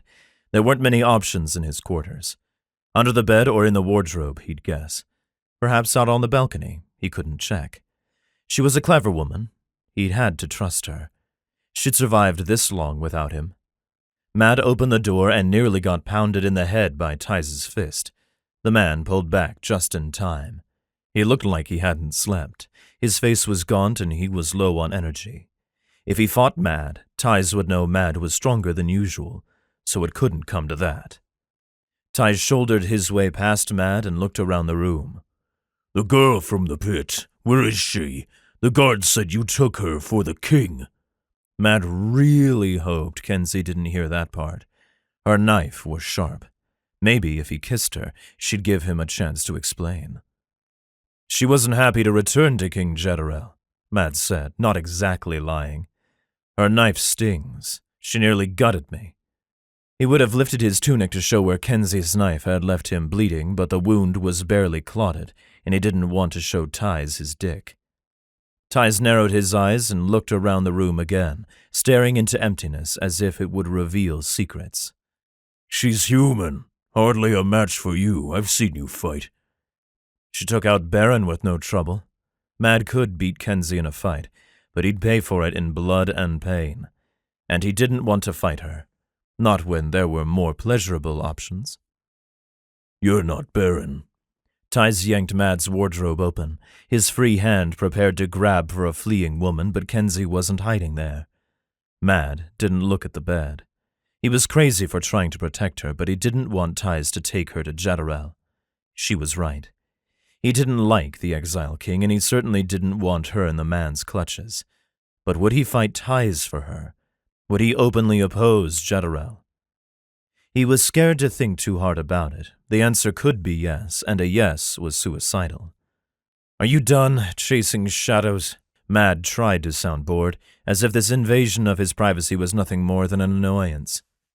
Ties looked into Mad's bathing room and then scowled back at Mad when it was empty. Did the man expect Kenzie to be hiding in the plumbing? She had to be under the bed. When Ties turned away, Mad tried to see if he could spot her. He kicked a dirty tunic toward the gap under the bed, hoping to block it so that Ties couldn't see. She had no place to run. His axe was on the other side of the room, right by his small kitchen area, which consisted of a cold storage box for his food and a small area he could light a fire to boil water or heat food. Mad walked to the kitchen as casually as he could. "Would you like tea?" he asked Ties as he poured water into the kettle and started the flame. Ties scowled at him and looked in the wardrobe again, this time pulling out Mad's clothes and throwing them on the bed. "I don't have time for tea." "Do you have time to put my clothes back where they belong?" he asked dryly. Ties glared. Mad let the water boil. It was another potential weapon against Ties, but the bed was between them, and if Mad bent over and grabbed his axe, it was a declaration of intent. He couldn't touch an obvious weapon while Ties was looking for Kenzie. Ties sank to his knees beside the bed, and Mad held his breath. The kettle boiled, and he grabbed the handle, ready to throw the whole thing at his opponent. Then Ties stood up with a frustrated grunt, clearly disappointed, and empty-handed. "If you see that human, bring her to the king. You'd be doing yourself a favor. She's not worth your life." Ties stomped out of Mad's room, and Mad carefully closed the door behind him after setting down the kettle. Ties had looked everywhere in the room. The whole of the balcony was visible from beside the bed, so it wasn't like he had to go outside to see that no one was hiding there. Still, Mad retraced the man's steps, looking in the wardrobe, the bathing room, and under the bed. Kenzie wasn't there.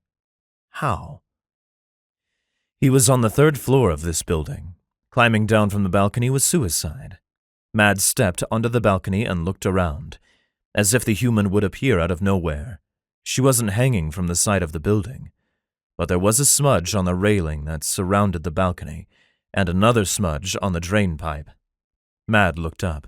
It wouldn't be impossible to make it to the roof. Was that where his human had gone? He retreated back into his rooms and saw her clothes half hidden in a pile of his own leathers. If Ties had been paying attention, he might have noticed them, but he'd been so focused on finding the woman herself, he'd ignored evidence that she'd been there. Mad sent a prayer of thanks to the stars. That was one small favor. He pulled on his own clothes and his leathers and then spread her clothes on the bed, searching through her pockets for any hint of her. Orion was a big city, but Mad knew it well. His human couldn't hide from him forever. Chapter 10.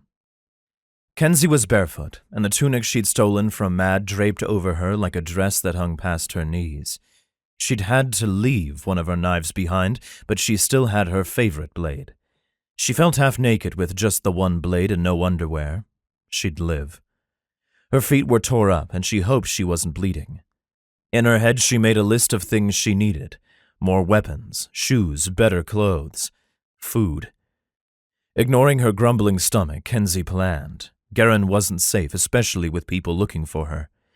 She's managed to snag a piece of rope that was lying on Mad's roof and had fashioned a belt out of it, cinching her waist in so the tunic felt a bit less likely to wave in the wind and make her flash everyone.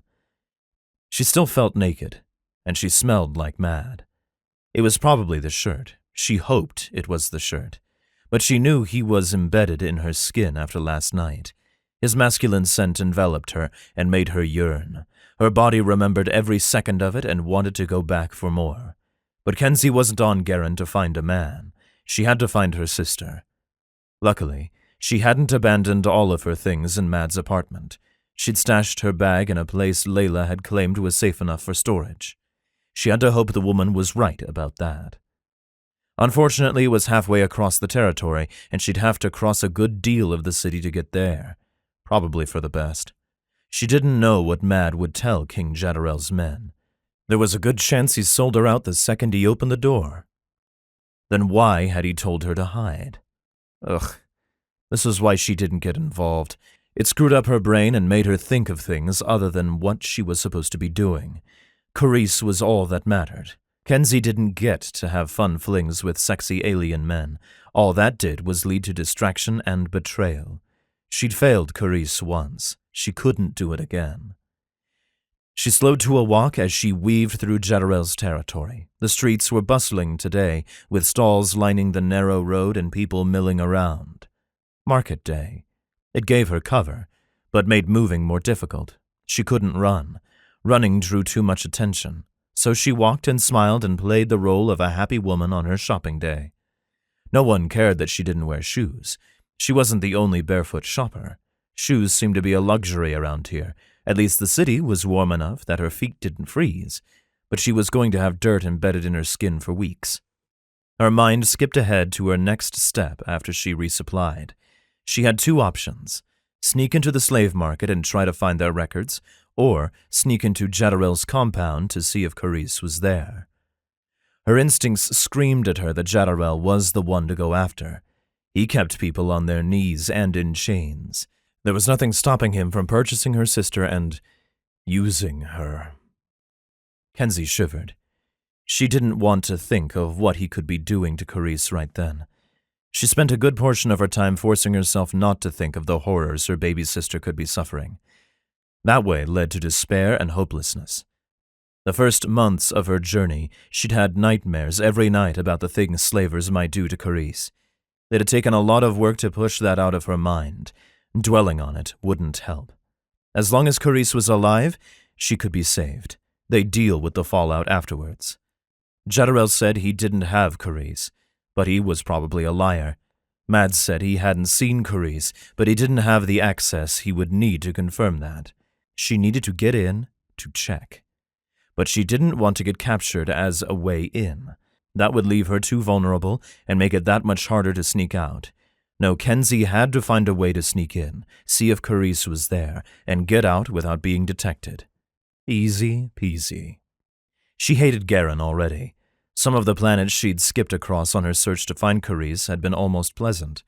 This was a place of violence, full of barbarians who'd sooner hold a woman captive than answer her questions. But the men were hot. No, she had to put Mad out of her mind. Last night was a bit of insanity that could not be repeated under any circumstances. She'd almost compromised her entire mission. She couldn't put her trust in that man. He was close enough to Jadderel to sit beside him at the fights. That meant he was a danger to Kenzie. It didn't matter how safe she felt in his arms. She thumped her palm against her forehead as if that would knock some sense into her. It didn't do anything. Her stomach grumbled, and she realized she hadn't eaten anything since her meeting with Layla. There'd been food set aside for the fighters, but she'd been concerned it might have been drugged, so she kept away. A full day without a meal made her grouchy. She could go longer if she had to, but a fed warrior was a competent warrior. Delicious smells wafted from a few of the tents in the market. There'd been a few credits in her pocket, more than enough for a meal, but Kenzie's clothes were back on Mad's floor. The only thing of value she had was her knife, and she wasn't about to barter that. She patted the tunic down, hoping to find a pocket, and had to bite back a cry of triumph when she found one with 3 small coins inside of it. They were crude and likely minted on Garen, but she was pretty sure she had enough to purchase something to fill her stomach. Breakfast and then supplies. Her plan made, she wandered off towards the best-smelling tent and made it halfway there before a giant of a Crudari bumped into her and nearly sent her sprawling to the ground. He mumbled what might have been an apology before turning towards a tent filled with frilly, colorful dresses. He didn't look like the frilly, colorful dress type. She glared after him as he pawed through dresses small enough for a person half his size. Kenzie turned away.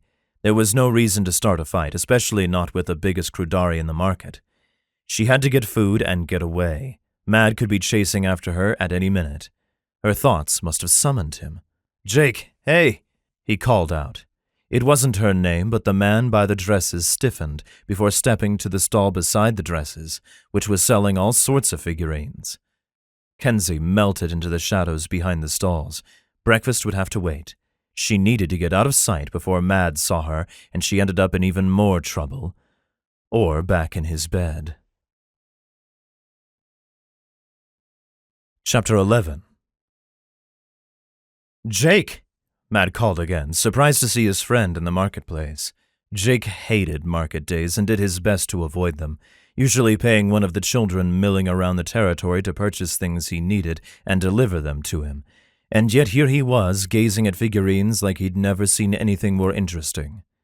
Jake finally turned around and grunted a greeting. Ah, yes, Jake was in a characteristically sour mood. Wonderful. "Did you get my message?" Jake shrugged and turned from the figurines to face the market. As Mad looked at him, he noticed that Jake looked different than normal. Not cleaner, exactly, but more groomed, as if he'd taken time to tame his beard and his braids and choose a tunic that hadn't been once splattered in blood. Interesting. Mad spotted Ties walking among the crowd and hoped Ties didn't see them. He turned so he was facing the figurines, right beside Jake, and kept sneaking glances over his shoulder back at Jetterell's lieutenant. At least Mad could try to fulfill his other job right now. "Jetterell's looking for you. Did you make him angry?" Mad knew he'd said the wrong thing when Jake glared at him, but his friend didn't say anything. "Is everything all right?" Jake was normally in a bad mood, but this was sour, even for him. "Need to go home," he said, hand hovering over a figurine before pulling it back. The small statues really weren't his style. He cut himself off. Mad couldn't follow that thought, but he decided to play nice. "Did you need to get something from the market? I could deliver it for you." Jake hated crowds, especially since his height and breadth made him a target for exiles who wanted to prove themselves. Taking on an exile of Jake's size would prove to everyone that a man meant business, but Jake never lost a fight, no matter how much he wanted peace. Garen made brutes out of everyone. "It's fine," Jake mumbled, and jerkily turned away from the table. "See you later." He melted into the crowd before Mad could stop him, and he still didn't know if Jake was going to give in and go see Jetterell. Everyone was running away from him today.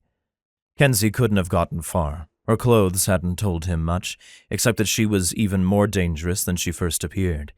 He hadn't realized you could hide a weapon in the sleeve of a shirt, but he'd pulled on a thread and realized it could be used as a garrote. She was ready for action, no matter what, and Ties was looking for her. Mad had to find her first. Ties wouldn't show mercy, and Kenzie was no match for him, no matter how many weapons she had. Ties was a merciless butcher. He'd either slaughter her or drag her back to Jetterell half-broken. Even having seen Kenzie fight in the pit, she didn't stand a chance. Mad had to stop that from happening, but where was she? Someone would have noticed a naked human running through the streets, so he assumed she'd found clothing somewhere, and since he wasn't the tidiest of Crudari, it was perfectly possible the clothing had come from his floor before she ducked out of his quarters. He'd found one of her knives, but he knew she'd had at least 2, so she was armed. But where? A wave of awareness pulsed through the crowd around him, and Mad looked around. He didn't see ties. No one was screaming. But something was happening. People didn't scream on Garen if they could help it. That only brought down the vultures, and everyone loved a fight. Some extra sense he developed during his 6 years of exile tugged him into the makeshift alley between 2 rows of tents. A few exiles stared into the gloom, and it was quickly apparent why. Ties had someone cornered. Ties had Kenzie cornered. Mad was moving before he could think better of it. The only thought in his head was that he had to protect his woman. Energy burbled within him, stronger than it should have been. He could think about the why of it later, but right now he stalked towards the fight with an unholy determination. Kenzie had her back to a building, her knife out in front of her, and a violent light in her eyes. She was wearing one of his tunics, and at another time, Mad would have let himself enjoy the thought of his woman in his clothes. He grabbed his axe and stepped into the fight. This was no time to fight fair, and if it weren't for the crowds and the bunched-up stalls, he might have been able to get behind Ties and take him out before the exile knew he was there. Mad swung his axe, and Ties tipped his head back and laughed. "You utter fool!" he spat at Mad. "You're throwing away your life." Mad didn't speak. Ties had a short sword, and he knew how to use it. He loved taunting his opponents into making mistakes. The only way to beat him was to ignore every word he said, even if he was right. Word would get out about this fight. No one would blame him for killing Ties, but doing it to save Kenzie might cost him everything. Mad didn't care. Every one of his instincts screamed at him that Kenzie was important, was worth it. His instincts had steered him wrong before. They were the reason he'd ended up on Garen in the first place. But that didn't mean instinct should be ignored. He fell into the fight, dodging Ties' blows and swinging his axe with a kind of fury that only came from knowing he was in a fight for the death. Ties was just as skilled as he was, and meaner too. But Mad was motivated. Ties couldn't have Kenzie. Ties came at him in a flurry, but it only took one lucky blow of Mad's axe to end it all. Ties fell to his knees, and the energy within him swirled close to the surface, beginning to drain out with all of his lifeblood. He wasn't dead, not quite yet, but he wasn't going to make it. His eyes locked with Mad, and there was only confusion and anger. Ties hadn't gone out today thinking he would die, but that was life on Garen. Mad kicked Ties' sword to the side and grabbed the leather strap around Ties' chest, yanking him up. He held Ties close and breathed in his energy. He noticed the acrid smell of death as Ties' life seeped out of him, but his energy was what nearly overwhelmed Mad. Some of it was lost through his wound. If Mad were desperate, he would have smothered himself in the blood to collect as much as he could. As the energy abated, Mad let Ties fall. The crowd around them had dispersed. Someone was bound to tell Jadderel sooner or later, but Mad would deal with that then. He turned around and saw Kenzie right where Ties had cornered her, a hand around her knife and a heated glare on her face. Chapter 12. The alien was a vampire, or at least he looked like one with his face buried against his victim's neck. His hands were covered in blood, and a little was smudged on his face. Now would be the time for Kenzie to run. If she wasn't so desperate to find her sister, she'd be on the next transport off of Garen. But Carice was here, and Kenzie was more likely to stab the stupid alien vampire in front of her rather than run from him. "Why'd you have to kill him?" she demanded. If she was just a little more reckless, she might have shoved at him.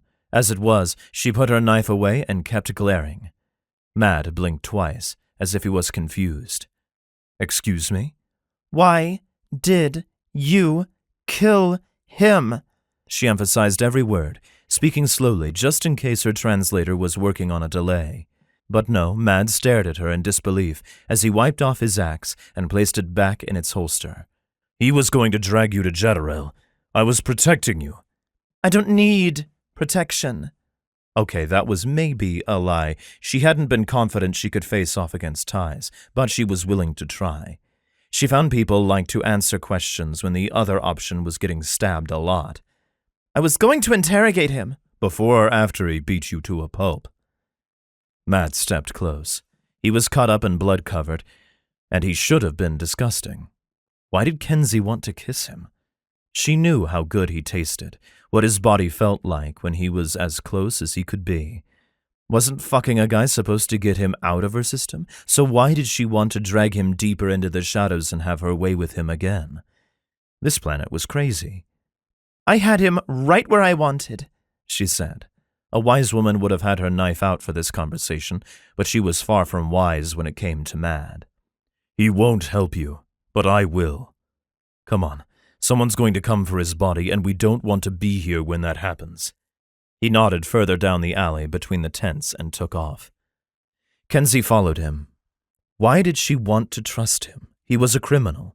She'd had a knife to his throat and threatened him to get information, and instead of trying to get payback, he'd protected her. It didn't make any sense. Very little in Kenzie's life made sense these days, and she needed help. When she caught up to Mad, he was speaking with a stall owner and handing over a few coins in return for a package that smelled like bread and meat. The vendor didn't seem to notice that Mad was covered in blood. This was a fucked up place. Once Mad was done with the vendor, he turned to her. "Let's get off the streets for a while." She kept following him and was a little surprised when he led her right back to his quarters. "Aren't the—" Well, not cops. There weren't cops on Garen. "Isn't someone going to come after you for that guy's death?" An emotion she couldn't read danced across Mad's face, but he quickly hid it. "I'll be fine," he assured her. "I may have just given myself a promotion." "What?" He shrugged. "Ty's death upsets the power structure among Jaddarel's people. He may give me more responsibility." "Fuck!" Mad set the food down on the table. "Eat, you must be starving, and wait here while I wash off. Your things are on the bed." Kenzie didn't look at the bed. Looking there would remind her of everything they did last night, and that way lay madness. Her stomach was about to stage a revolt, so she grabbed the food and dug in. It wasn't like Mad could have poisoned it. Besides, she was in his quarters already, and a bit at his mercy. Had he let her get the upper hand? She chewed slowly as she thought it over. The fight with Ties had been brutal and quick. Mad used his axe like he'd been born with it, a barbarian exile who lived for violence. He was stronger than her in every conceivable way, and yet he'd let her hold 2 knives on him. He'd only resisted when Ties showed up at the door. Why? She didn't like the thought that she was being humored. Part of her wanted to march into his bathroom and demand an explanation, but Kenzie wasn't stupid. She stuffed the rest of the food in her mouth and finished it. At some point, Mad had decided to let her hold a knife to his throat. For the first minute or so, he might have been lying there and assessing the situation, but after that, he decided that it was better to appease her than to fight. She didn't know if he was playing a game or if he was really on her side. It would be foolish to trust him. But she already did. She'd followed him back to his apartment, she'd eaten the food he'd given her, and she was waiting while he wiped off the blood he'd spilled protecting her. Meal finished, Kenzie grabbed her clothes off the bed and quickly changed into them. She was thankful to have her shoes back, and wasn't at all disappointed that she was no longer wearing a tunic that smelled like Mad. Who was she trying to kid? Mad came out of the shower wearing nothing, and Kenzie had to bite her tongue to keep from making a noise. Did they not have towels on Garen? She couldn't help staring at his tight ass while he picked clothes out of his wardrobe and pulled them on. She forced herself to look away before he turned around and caught her, but from the way he grinned, he knew what he did to her. "Satisfied?" he asked. "What?" Her cheeks heated, and she hoped she wasn't blushing. Maybe he wouldn't notice. His grin widened. "Your food. Would you like more?" She shook her head, trying to push aside her nerves. She was almost 30 years old, not some blushing child. "I'm good, thanks." Mad took pity on her and stopped teasing. "As we discussed this morning before we were interrupted, I'll go to the slave market and check the records. Do you have an image of your sister? Can you give me a description?" "Yes." Kenzie stretched her arm out and bunched up the fabric around her elbow. She ran her finger over the sensitive skin over her forearm and tapped out a familiar pattern. Mad watched the way her fingers moved, but if he was curious about what she was doing, he didn't say anything. Smart man. A dark line appeared on her arm, followed by another, then another. A shape started to form, and after a minute her sister's face was there, tattooed on her arm where she belonged. I've had to ditch all my things more than once. I used to carry photos of Carice with me, but after I risked my life twice to get the photos before moving on to another planet, I realized I needed a better way to carry her with me. I got a specialist in the Oscavian Empire to make a disappearing tattoo. It's keyed to a special code. That way, I get to choose who sees Carice. Wearing her on my skin all the time could be dangerous. I don't want her to get hurt because of me. Take a good look. Kenzie held her arm out so Mad could look his fill. It was intimate, too intimate, especially when he held her wrist in his giant hand and took his time studying her sister. She looks like you, he said. His eyes flicked up and her heart flipped. Before he let go of her hand, he kissed the inside of her wrist. Kenzie pulled her arm away as if she'd been burned. People thought she was my clone when we were little. She looked so much like me. It changed as we got older, but faces don't lie. Will you remember what she looks like? Mad nodded in solemn promise. Kenzie ran her fingers over her arm, and the tattoo disappeared. When can you check the records at the auction house? She needed to move. She'd been sitting around doing nothing for far too long. And she hated the thought that Carice might be suffering at someone's hands somewhere. I need to speak with Jadderel about ties. If I'm lucky, I'll be able to get into the auction house tonight, tomorrow morning at the latest. I'll try to look through Jadderel's people as well, just to ensure your sister isn't there. We can meet tomorrow, but not here. Will your quarters be watched? Kenzie didn't look forward to fighting more Crudari, but she'd do it if she had to. Mad shrugged. Perhaps. There's a restaurant not far from here, the White Flower. Let's meet there. Fine. Tomorrow. Kenzie stood. She had to get out of Mad's apartment before she did something stupid, like pull him down to the bed to while away the afternoon. Mad stood with her. They were close, only a foot or so separating them. Their eyes locked, and she was sure he was going to kiss her. If he did, she wouldn't be able to resist. She wanted it so bad her heart hurt. Mad stood between her and the door. Kenzie gave him a nod and backed out until she was on the balcony. She stepped onto the railing and vaulted up, grabbing a drain pipe and hauling herself onto the roof, leaving the same way she'd left that morning. Mad didn't follow. She tried not to feel disappointed. Chapter 13. Mad couldn't spend the day wishing he'd pulled Kenzie into his bed and kept her there. By now someone had surely told Jadderel about the fight with Ties, and if he didn't report to the king soon, he'd be in danger. He was in danger. Ties had been a favorite of the Exile king. Killing a favorite came with consequences, but Mad could deal with that.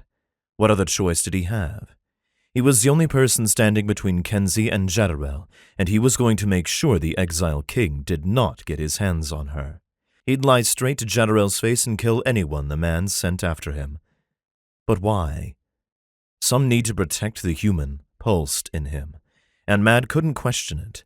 Something in her called to him. Her energy swirled around in his veins.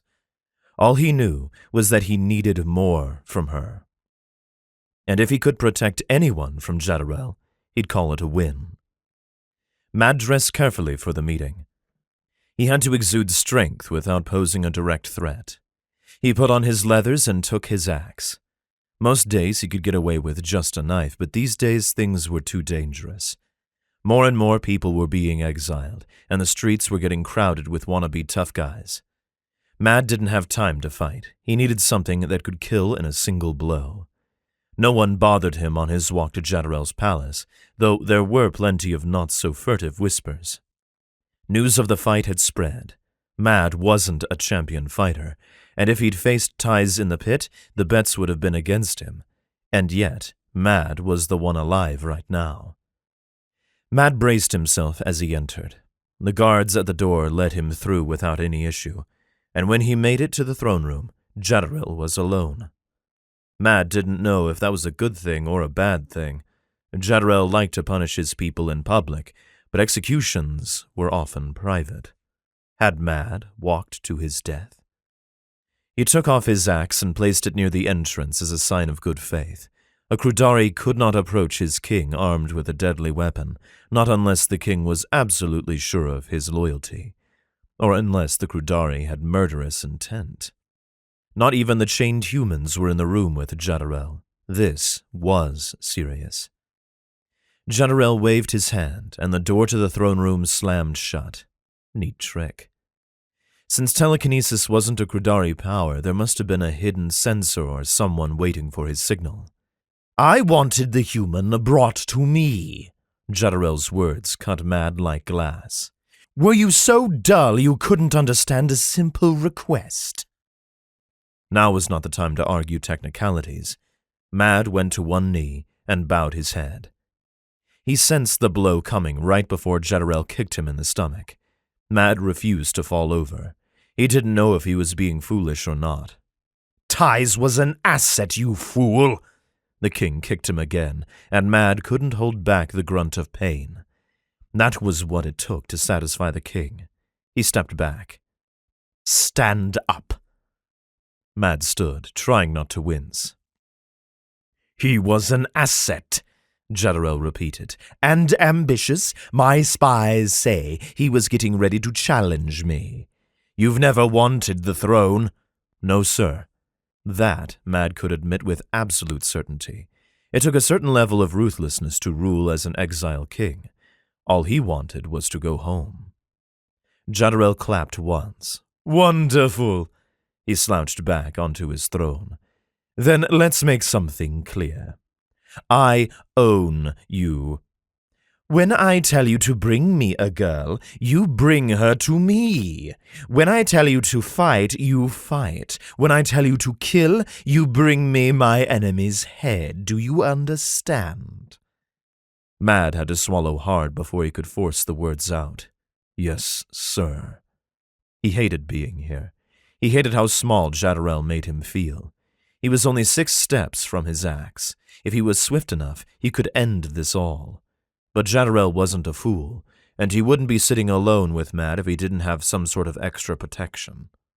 "Find the human and bring her to me. Is that clear enough?" Mad stood on a precipice.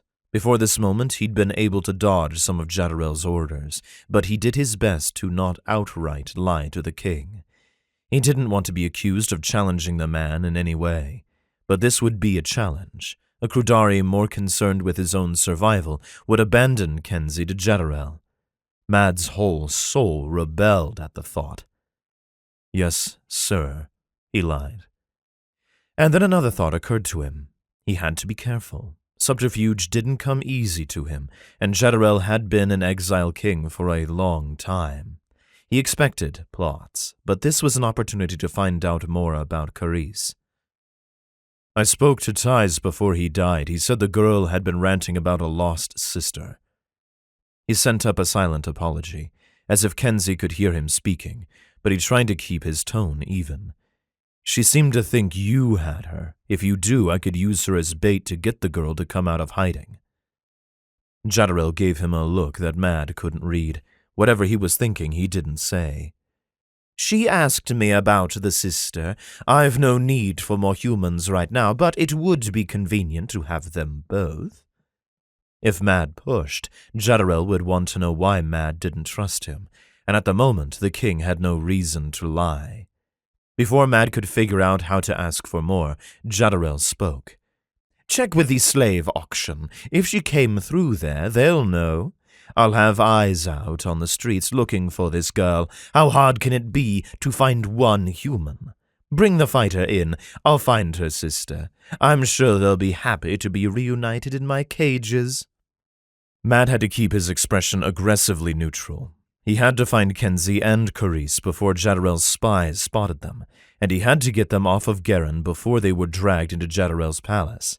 He had to make sure Kenzie stayed out of Jezreel's territory, but convincing her of that, if there was even a whisper of her sister, would be impossible.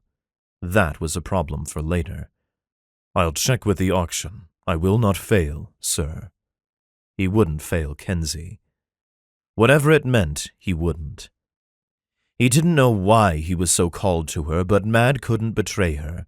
He'd face consequences for it, but he'd gladly pay. He remembered Arbin's offer. He had his own way off the planet. Saving Kenzie and her sister could mean he'd have to give up everything. It was a problem for later. Mad bowed to Jadderel and retrieved his axe before heading to the auction house. He had a job to do. Chapter 14. While Mad was looking into the auction house, Kenzie retreated back to the cafe where she'd first met Layla. Her things were stashed near there, and she was probably safer outside of Jadderel's territory. He'd be looking for her, and she didn't want to be caught. What would Mad tell him? Kenzie could worry about that all day, or she could push forward.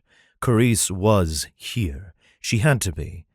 Layla had the picture of her. This was the closest Kenzie had come to her sister in years, and she refused to believe that she would miss her again. She'd come close before, 3 planets back. She'd arrived only a month after her sister had been moved on. Sometimes the trail was clear and easy to follow. Other times, it made no sense. Kenzie would find ownership records or security footage, and then other times Carice would disappear as if she were a ghost. Kenzie dreaded what dark place Carice would be dragged to if she left Garen. There were planets far worse than this one, and she didn't want her sister on any of them. Tea steamed in a cup in front of her, floral, fruity, and delicious. The tea was better here than the last hellhole, that was for certain. There was even a certain charm to the chaos and violence of Garen. Kenzie might have liked it if Carice weren't in danger. Layla slid into the seat beside her. Kenzie hadn't known how to contact her, but she figured Layla would show up eventually. You had a busy day, Layla observed, taking her own tea with a smile from a passing waitress. Lots of people looking for you after last night. I thought I told you to stay away from Jadderel. Kenzie took another sip of tea. You thought he could have my sister. I had to find out. Layla hummed in the back of her throat and tilted her head to the side. I see. You see what? She didn't like Layla's tone. Layla didn't seem to care. You're on a crusade. If you die in this holy war, you'll be absolved from losing your sister in the first place. Kenzie automatically reached for her knife and had to stop herself from pulling it. Layla had one hand under the table, and Kenzie would stake everything she owned on Layla being armed. Kenzie put both hands on the table. If I die, my sister stays trapped in whatever hellhole she's stuck in. Dying isn't an option. Has it occurred to you that your sister could free herself, or perhaps she already has? What if you find her, and she's not what you expect? Layla sipped her drink, as if she wasn't cutting Kenzie with every word. Sometimes her dreams of reuniting with Carice turned into nightmares, where her sister sent Kenzie away, where she blamed Kenzie for her abduction or for taking so long to find her. Losing her sister was the worst thing that had ever happened to her. If she found Carice, and Carice walked away, Kenzie couldn't contemplate it. Carice is a gentle person. She's never been a fighter. Fighting is not the only path to freedom. There was a history in that sentence. How did you end up here? There aren't many humans on Garen. And there certainly weren't many humans who could offer the kind of information that Layla seemed to deal in. I took a journey of my own. But we're not here to talk about me. You need to find your sister and get off Garen. Better yet, you need to just leave. You've already made an enemy of an exile king. He has allies, and he will use his resources to find you. Rumor has it, his second-in-command was murdered by another one of his soldiers. And now that soldier is after you. Madden Damari. Layla scowled at the name. Kenzie's first instinct was to come to Mad's defense, but she kept her mouth shut. All she knew about Mad came from what she'd seen and what he'd told her. Layla would have a different perspective. She didn't need to know what Kenzie knew. Not yet, at least. Tell me. She made the demand and tried not to feel like she was betraying Mad. That was ridiculous. She barely knew him. Layla was happy to give her information. He's been on Garen about 6 years now, exiled for treason, something about the deaths of a dozen or more civilians. He has no loyalty to anyone and can't be trusted. I've seen him in the pit. He's not unstoppable. As a matter of fact, he lost his last fight. But when he's in a murdering mood, no one stands in his way. If he's moving up in Jadrel's ranks, it means he might have his eye on the throne. I don't know what he's planning, but I'll find out soon enough. If you see him, you run. You're no match for him. Kenzie's knife felt heavy in its sheath. Now wasn't the time to say she'd already had him at her mercy, or that he'd killed for her. The man Layla spoke of didn't sound at all like the Mad she'd met. Are you saying he was exiled for murdering civilians? She couldn't believe it. The Mad she knew, but she didn't know him, not really. Layla sipped her tea again and waved at the waitress, motioning for more. I don't know. It's difficult to get information from Crudair, and a lot of exiles try to leave their old lives and old crimes behind. But someone on Crudair wanted people to know what Damari did. Some of the documents from the investigation landed in friendly hands. Damari committed treason, and a lot of people died. He's lucky he wasn't executed. Kenzie wanted to push back from the table and storm out of the cafe, or slap Layla. She wanted to spring to Mad's defense. Her pulse beat so rapidly she could feel a headache coming on, and she was starting to sweat. Had he done something to her? Shit, having sex with him had been a bad idea, so why didn't she regret it? Are you all right? Layla asked. You seem a bit flustered. Kenzie sipped her tea and tried to get her emotions under control. I'm fine. If Layla didn't believe her, she kept it to herself. Things aren't safe on Garen, especially not for you. If you're smart, you'll conclude your business as quickly as possible and get out. I'll be gone as soon as I find Carice, or find out where her trail leads next. Kenzie didn't care about her own safety, not as long as she survived. She could deal with injuries and fear. She just had to survive long enough to get her sister free. And what happens when the trail goes cold?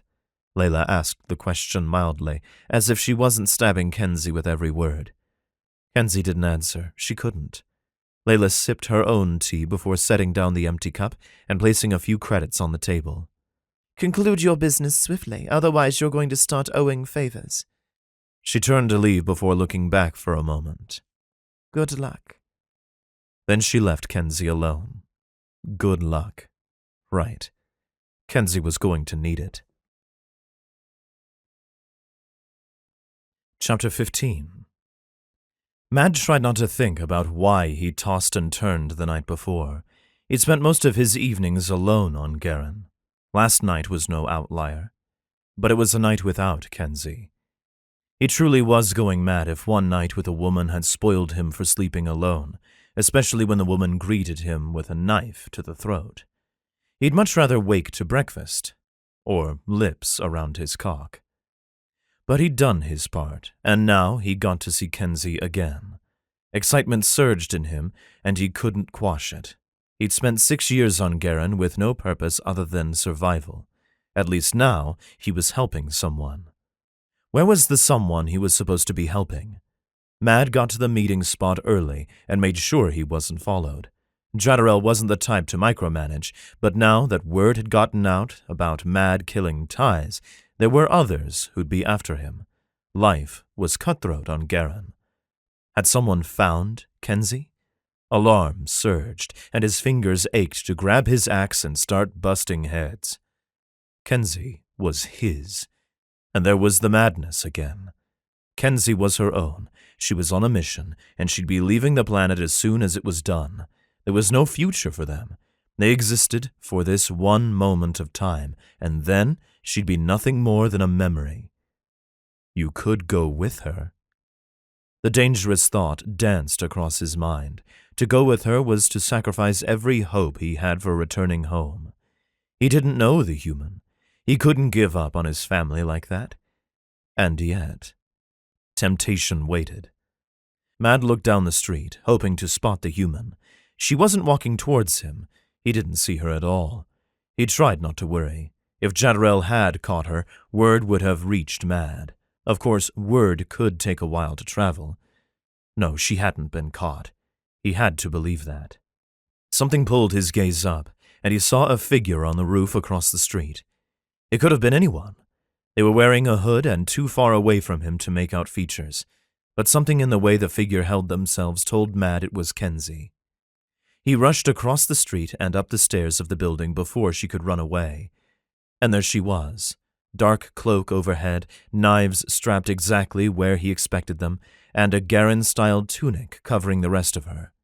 He liked her better in his own clothes, but seeing her in the clothes of this land was almost as good. "Trying to blend in?" he asked. "You're too short for it." Crudari towered over humans, at least as far as he'd seen of the humans on Garen. There weren't many of them. Maybe the taller ones were hidden on another planet. But as it was, Mad was more than a head taller than Kenzie. All the better to shield her from danger. Blending here isn't an issue. You should have seen some of the places I've been. Her hand rested on one of her knives, and her eyes were wary. "I'd love to hear a story." Mad had been born on Crudair and shipped off to Garen shortly after his 26th birthday. He only knew stories of other planets. Kenzie had traveled the galaxy. And he was sure she'd give up every experience if it meant getting her sister back. Her fingers gripped the handle of her knife, but she didn't pull it out. "So we're back to that. Are you ever going to trust me?" He could still feel the ghostly imprint of her knife against his throat. If she'd pressed just a little harder, he might still carry her mark. And why did that thought send a jolt of awareness to his cock? He'd worn simple clothes today rather than his fighting leathers. He'd wanted to blend in as best he could, and wool was far less remarkable than his usual get-up. But these simple clothes hid nothing, and if he didn't get himself under control, he'd be on full display for his human. Not that he minded, he wanted her to remember him in all his glory. Can a person ever trust a traitor? She dropped her hand from the knife, but the question stabbed him all the same. Someone's been telling stories. Matt had hoped he could have a quiet existence on Garen, but news of his conviction traveled fast. By the time he'd landed on the planet, it seemed like everyone knew he was a cowardly traitor. He'd forced himself not to care. But with Kenzie, he wanted her to know the truth. "I was given an order to kill civilians. Intelligence said one of the king's enemies was hiding in a small village. It was deemed safer to level the town rather than infiltrate to find the criminal.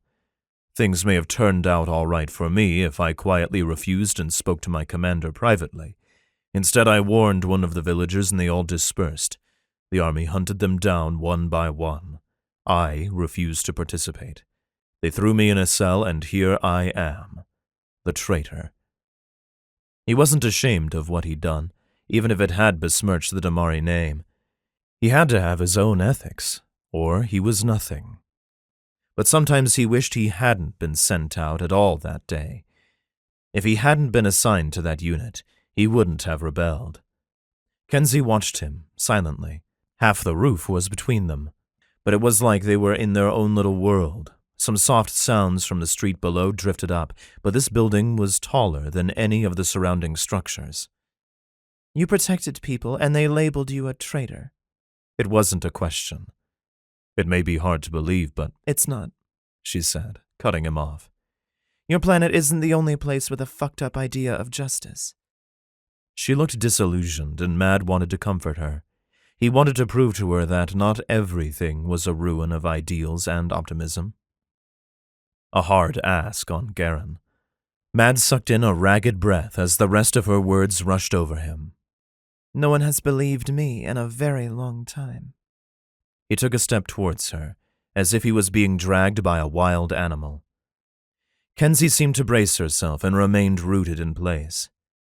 You're doing something to me. She spat the words out past a mouth that didn't seem willing to speak them. What's your aim? Mad didn't step back. If anything, her words only spurred him on. Mate. The temptation whispered through his head and wrapped chains around his soul. A fated mate was something almost unheard of on Garen. Crudari could mate one another as a way to exchange energy without the hand of fate, but that wasn't what Mad was feeling. No, he felt drawn to Kenzie in a way he couldn't completely comprehend. His cock was a steel rod in his pants, and if she gave a hint of want, he'd take her right there. He needed her, he wanted her, he'd had her, but it wasn't enough. It never would be. Not until she wore his mark and accepted she was his.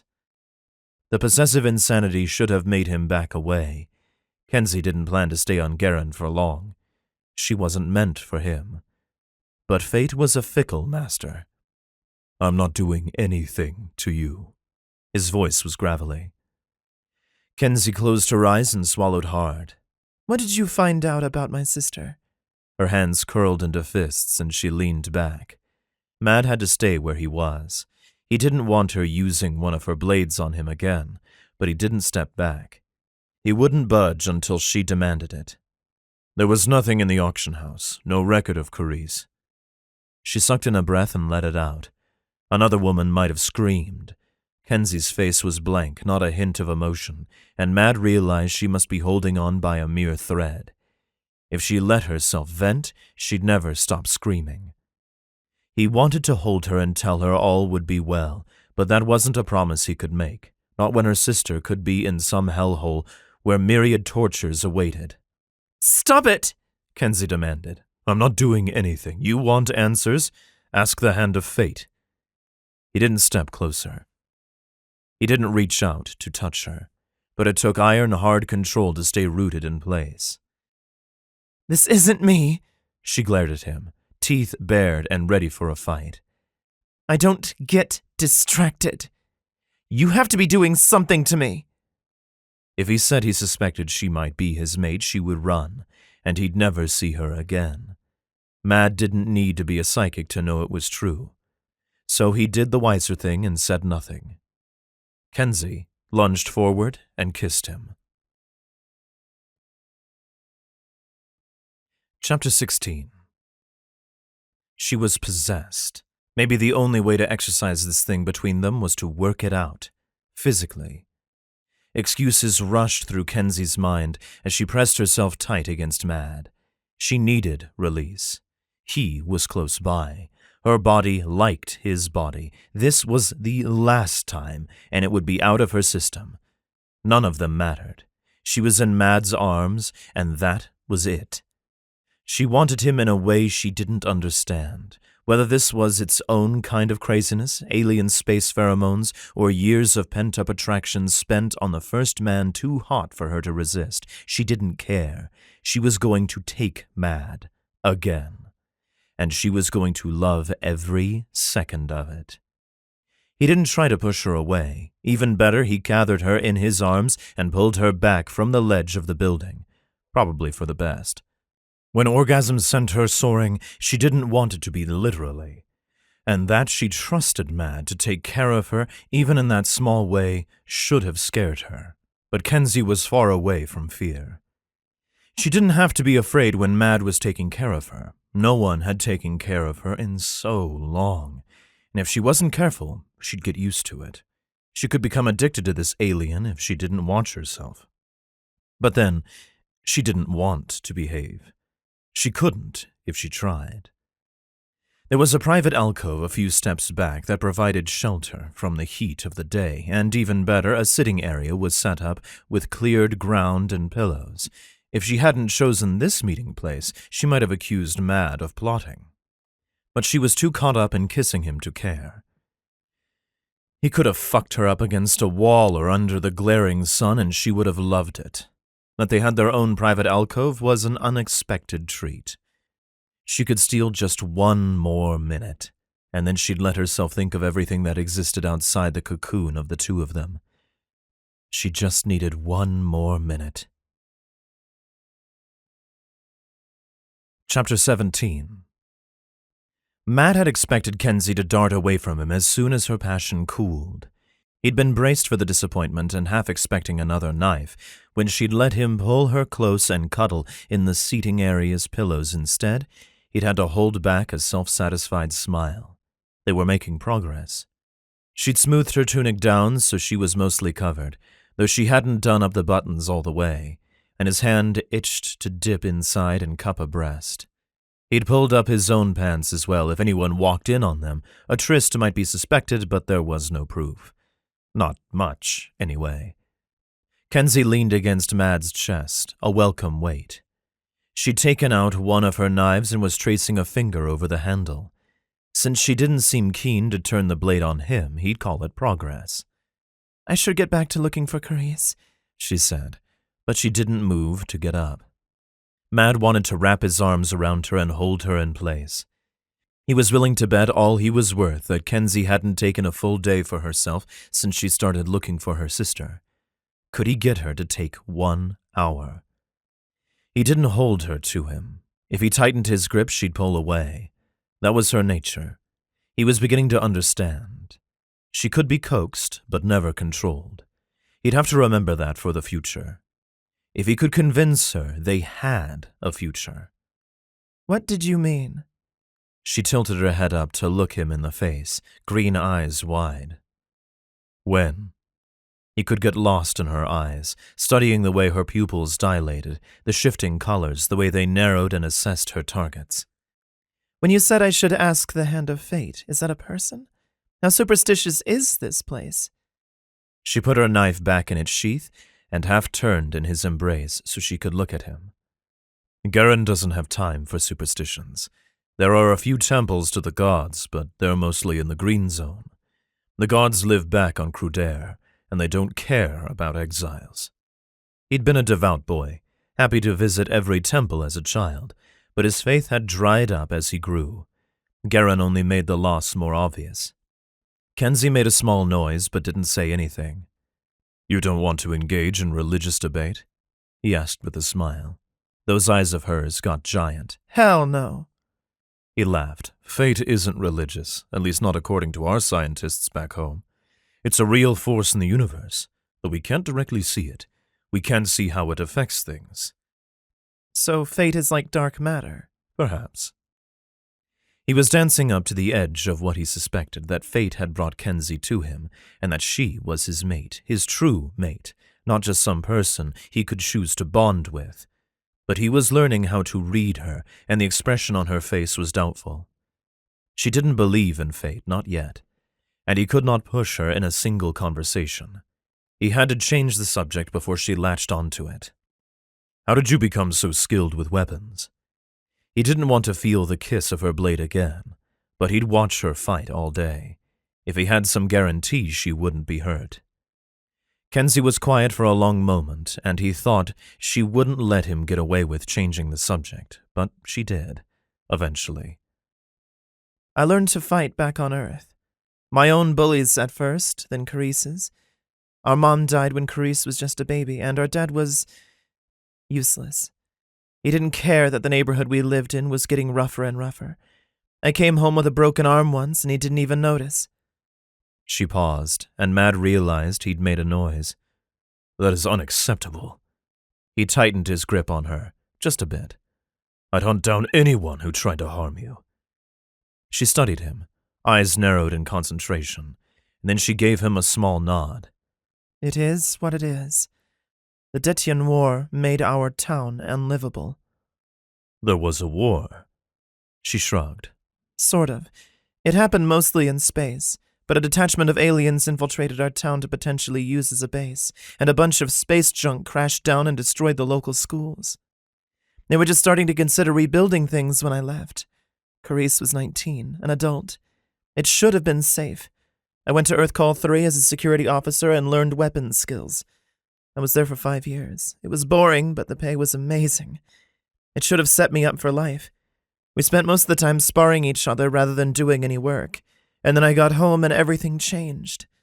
Carice was abducted. It was all my fault." "What? How?" There was no way that was possible.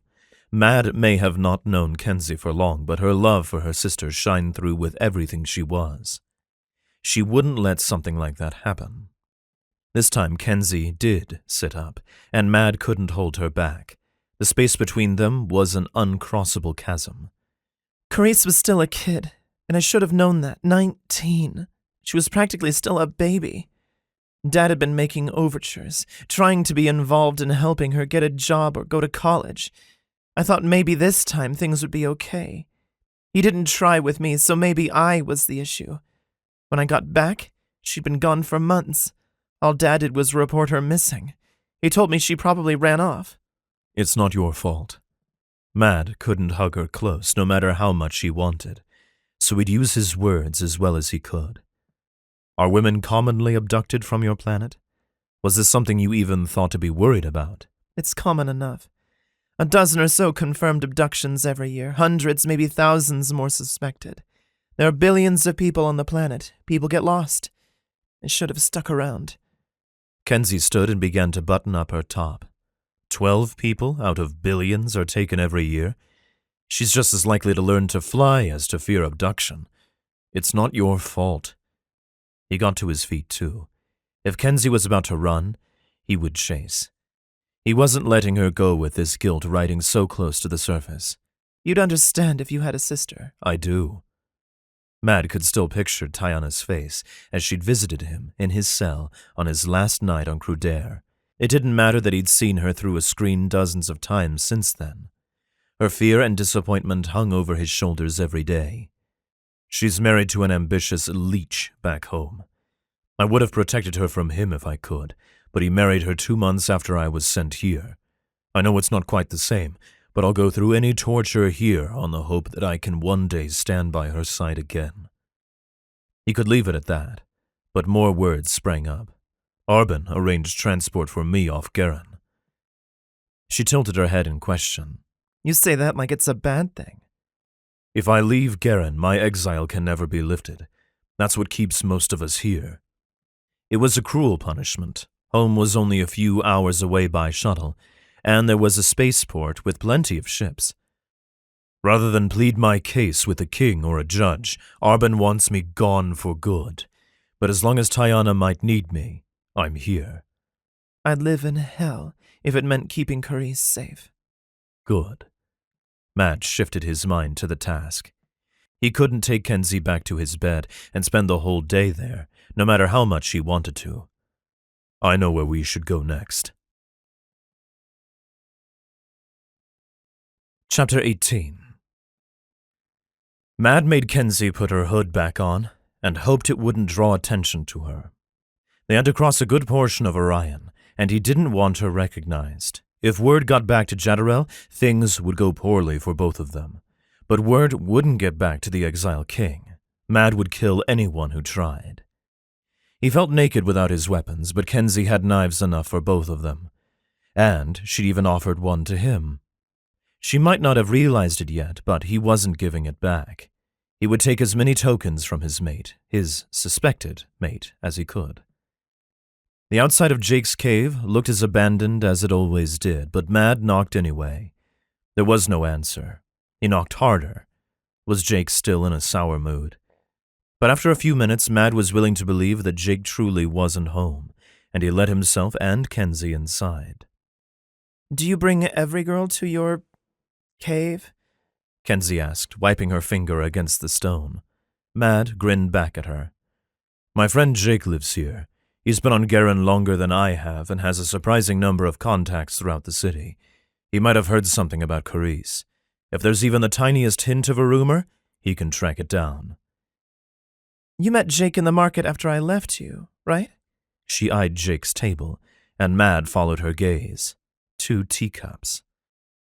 After you ran away, you mean? There was a challenge in his words. He didn't want Kenzie running again, and especially not from him. A strategic retreat. She didn't touch anything, and Mad wondered if part of that was her training from her time in security. Yes, that was Jake, he confirmed.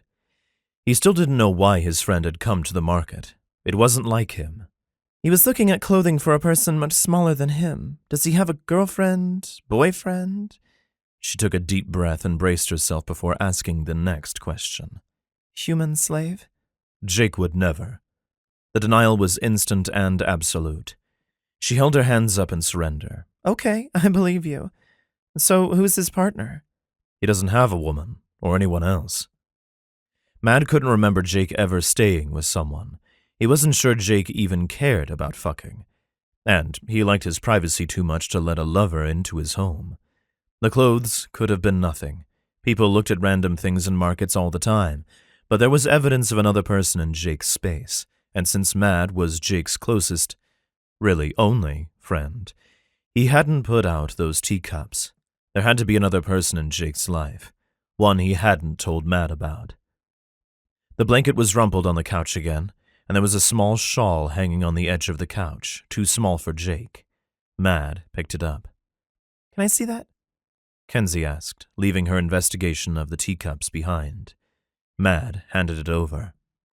She ran her fingers over the fabric and stopped when she came to a label subtly sewn in along the hem. This was mass-produced in the Ascavian Empire. Okay. Mad didn't know much about where his clothes came from. He got them in the market. Sometimes they had tags, sometimes they didn't. He didn't question it. We're way too far away for them to be supplying much to Garen. Either this was a very expensive import, or someone who was near the Ascavian Empire at some point got it from there. I tracked Carice around the Empire for almost 6 months. She held the fabric up to her face and smelled it. It's clean. He could see her mind working and knew the conclusion she'd come to. That's no proof Carice was here. But if she was, there's no safer place on Garen than with Jake. Her face grew fierce. She's safest with me, not some criminal. It stung. Even worse than that, it hurt. Kenzie didn't seem to realize or care that Mad and Jake were no different. He knew her emotions were running high and that she was desperate, but he didn't need to take her insults. I'm just a criminal to you. It was important to hide emotions on Garen. Otherwise, they'd be used against a person. But Mad didn't want to hide from Kenzie. He wanted her to understand. Her brows furrowed. That's not what I meant, and you know it. Don't turn this around on me. Before he could open his mouth to say something he'd regret, the front door burst open and Jake stomped into the room, a dark storm of a look on his face. "What the fuck are you doing here?" he demanded. "And who's she?" Mad cut her off. He didn't want her leveling accusations against Jake as well. "I'm helping Kenzie find her sister. She thinks she was dumped on Garen in the last month or so. Do you know anything?" Despite the evidence of another person sharing Jake's space, the Exile was alone. Mad didn't ask about the extra teacup or the shawl. He'd press if he had to, but not yet. Anger was riding him fast and hard, and he had to get it under control, but Jake didn't help. "Haven't seen anyone," he practically growled, shoving Mad aside. "Get out." Chapter 19. This was some friend Mad had. Kenzie wanted to rush up to him and tell him he didn't get to lay hands on Mad, but considering Mad looked ready to burst, she stayed in place. She wasn't wrong. Exiles were criminals. They'd been exiled from their home as punishment. If Jake was here, he was most likely an exile. Crudair had declared him an outcast. But so was Mad, and he'd only tried to save people. What if Jake was the same? Life wasn't exactly fair back on Earth, and plenty of people went to jail when they were innocent or only guilty of ridiculous crimes. But that didn't change the fact that she knew Carice would be safest with her. How could anything else be true? She was Carice's big sister. She studied Jake as he stomped through the homey little cave. He was even bigger than Mad, both in breadth and height. Was he 7 feet tall? Maybe more? They grew them big on Crudair. A nasty scar cut through his eyebrow, missed his eye, and continued on down his cheek. His blonde hair was long and messy, though some of it was held back with simple braids. He had no expression on his face, and it made her think of a caged lion she'd seen in a zoo once. There was a killer under all of that indifference. Carice was supposed to be safe with him? Jadderel might be the better bet. Mad hadn't stopped talking to Jake, asking him questions about Carice and dancing around the fact that there was evidence of a second person in this charming little cave. If Carice was with Jake, Kenzie had to get her away from him. There was no telling what he'd do to her defenseless little sister. Her fingers itched to go for one of her knives, but Kenzie forced herself to stay still. She couldn't take Jake in a fair fight. Only dirty tricks and surprise would work. She wasn't opposed to trying them, but that didn't mean she was going to pounce just yet. Not until they knew whether he'd laid a hand on Carice. "I don't even know what this girl looks like," Jake ground out. He looked ready to take on an army. He was so big and angry. "Stop asking questions."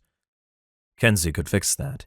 She smoothed her hand down her arm and marched across the room, shoving her forearm in Jake's face. She didn't care how scary she looked when there was a chance he'd seen Carice. How about now? Have you seen her? Jake was frozen looking at Kenzie's arm, and his expression slipped. She couldn't read it, but he wasn't the cold killer anymore. No, he looked somehow even scarier. Who the fuck was this guy? What had he done? "I just want my sister back." She had to be calm. Mad said Jake knew a lot of people on Garen. Maybe his information network rivaled Layla's, and she could use as much information as she could get. Kenzie could keep her cool around Jadderel, so she had to keep even more cool around Jake. Besides, Mad trusted this guy. That made him better than the Exile King, she hoped. "That's enough." Mad stepped between her and Jake, and she pulled her arm back. "You don't need to touch her." Jake's fingers had hovered above Carice's image, but he hadn't touched her. "This is my house," Jake glared at Mad. "I can do what I want." The two Crudari were standing close, and the testosterone in the air was thick enough to choke on. If Kenzie had a bucket of water, she might have dumped it over the two of them to distract them. What was the issue here? Weren't they supposed to be friends? She forced her way in between the two men and looked all the way up at Jake. "Have you seen Carice?" she demanded. His eyes softened. "Kari," he smiled. "Pretty name." "Oh, no. "Not pretty," she insisted. "My sister. Have you seen her?" Jake looked down at her arm, but the tattoo was already starting to fade. "No." She was almost certain he was lying. He had the kind of possessive look that men got when they had pretty things they wanted to keep forever, and he wasn't allowed to have her sister. "If you hurt her, I'll end you." It would have to be a knife in the dark, a blow he never saw coming, but she was more than capable of that. Jake reeled back as if she'd slapped him. "Get out, both of you!" He shoved at Mad, and Mad stumbled before righting himself and rushing towards Jake. This was going to come to blows. She forced herself to stay where she was, blocking Mad from getting in a good hit. He'd have to shove her out of the way or hit her to get to Jake, and she knew deep down in her soul that he'd never do that. "I think we're done here," she told Mad. He froze where he stood, looking between her and Jake. "Yeah, I think we are." He glared one last time at Jake before turning and walking out. Chapter 20. Mad struggled internally with the next step. Jadderel had eyes everywhere, so taking Kenzie back to his place was a risk. But he knew Jadderel couldn't see inside of his quarters. In the end, it was the safest place to go, so Mad led Kenzie back there, careful to make sure they weren't being watched or followed. Soon word might go around that he was escorting a short, cloaked figure around, but hopefully everything would be over by then. Kenzie was quiet as Mad prepared a small meal and laid it out on the table. He needed to be doing something right now or he'd scream in frustration. If he'd been offered a pit fight, he'd dive in right then and there with no weapons and come out the victor. Instead, he poured tea for Kenzie and watched her drink it like both their lives depended on it. "Do you think Jake actually has Carice?" She finished the tea and set the cup down. It was the first thing she'd said to him since they'd left Jake's cave, and it was the question that had been rattling around Mad's mind for more than an hour. "I don't know." He sank down into the chair beside her and spread his legs just enough so his thigh brushed against hers. It was selfish and far too revealing, but it was all Mad could do to keep from scooping Kenzie in his arms and taking her back to his bed. He should have had enough of her, should have slaked his fill.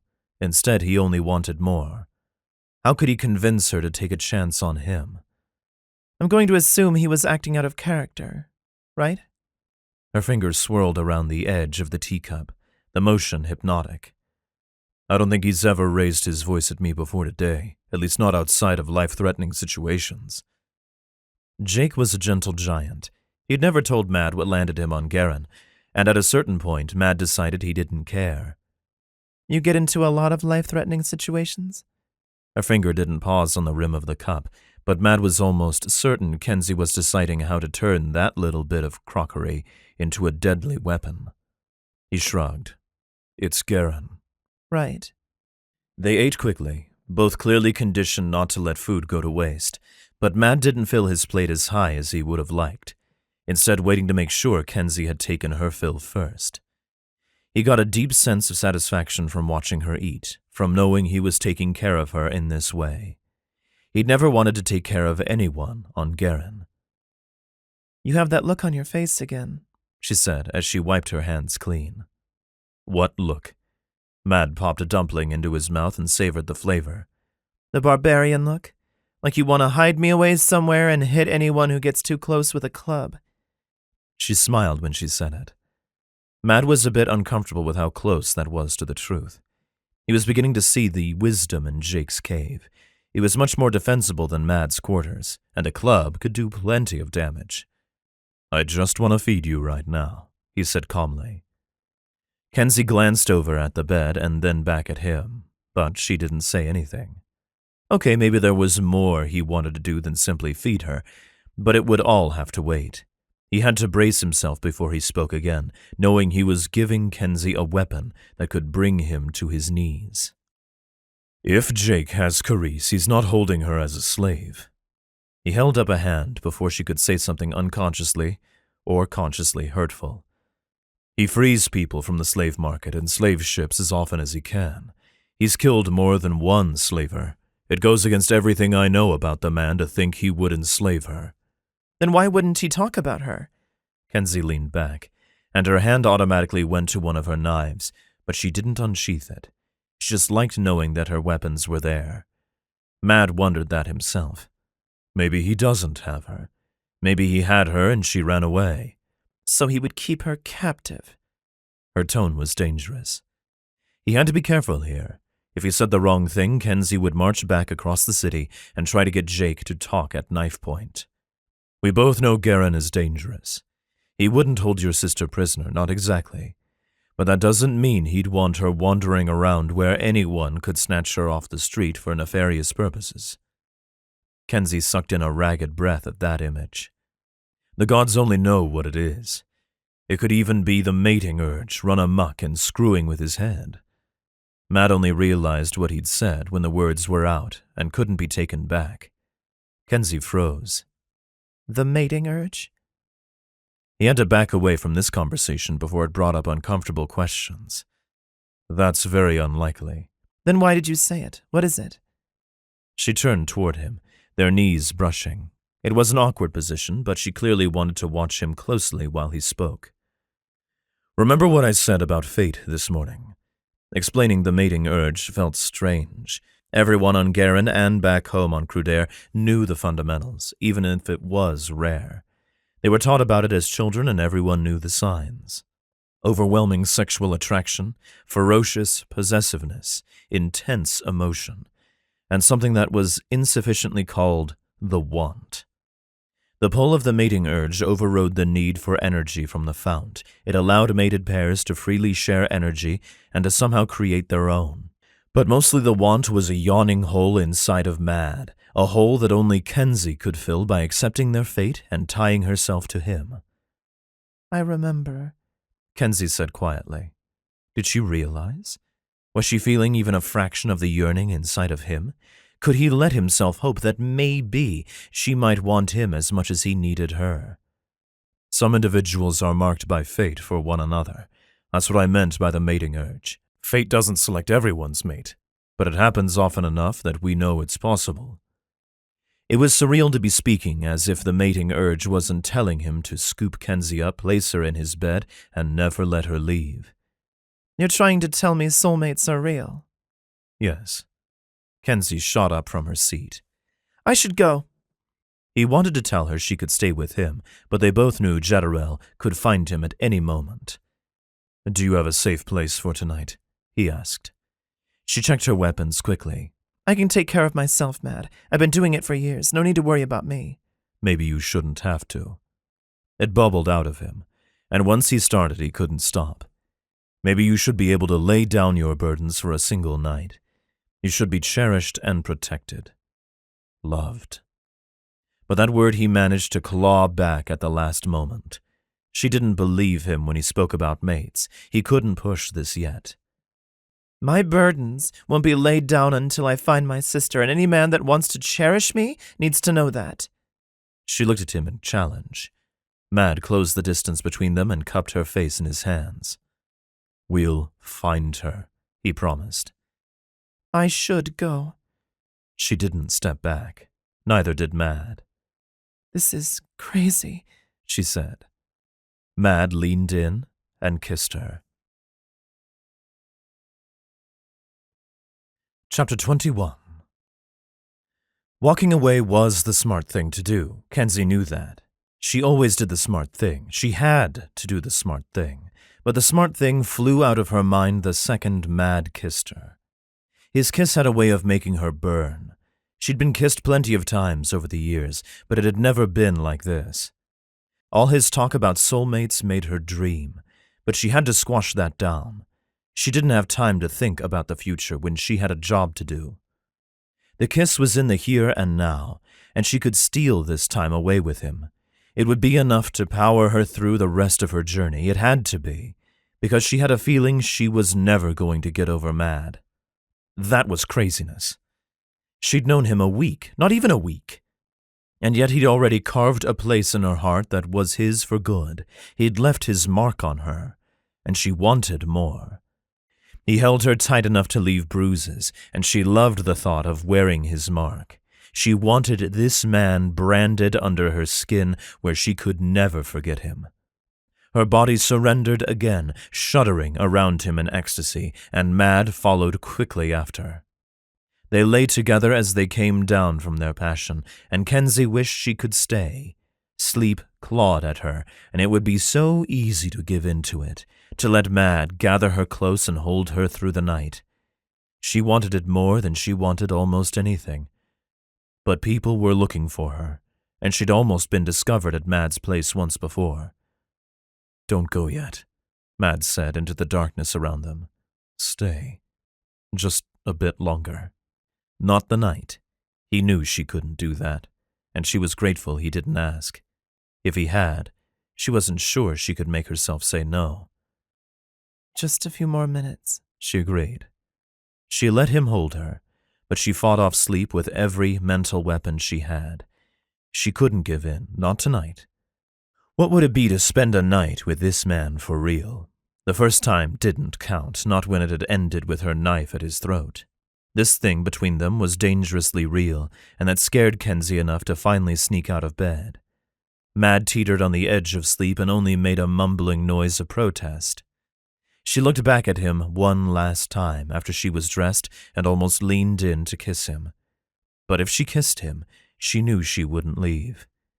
She forced herself to climb out his window without looking back, but she knew she'd left a piece of her heart in that bed with him. Chapter 22. Something woke Mad up. He was alone in his bed, and it had never felt more empty.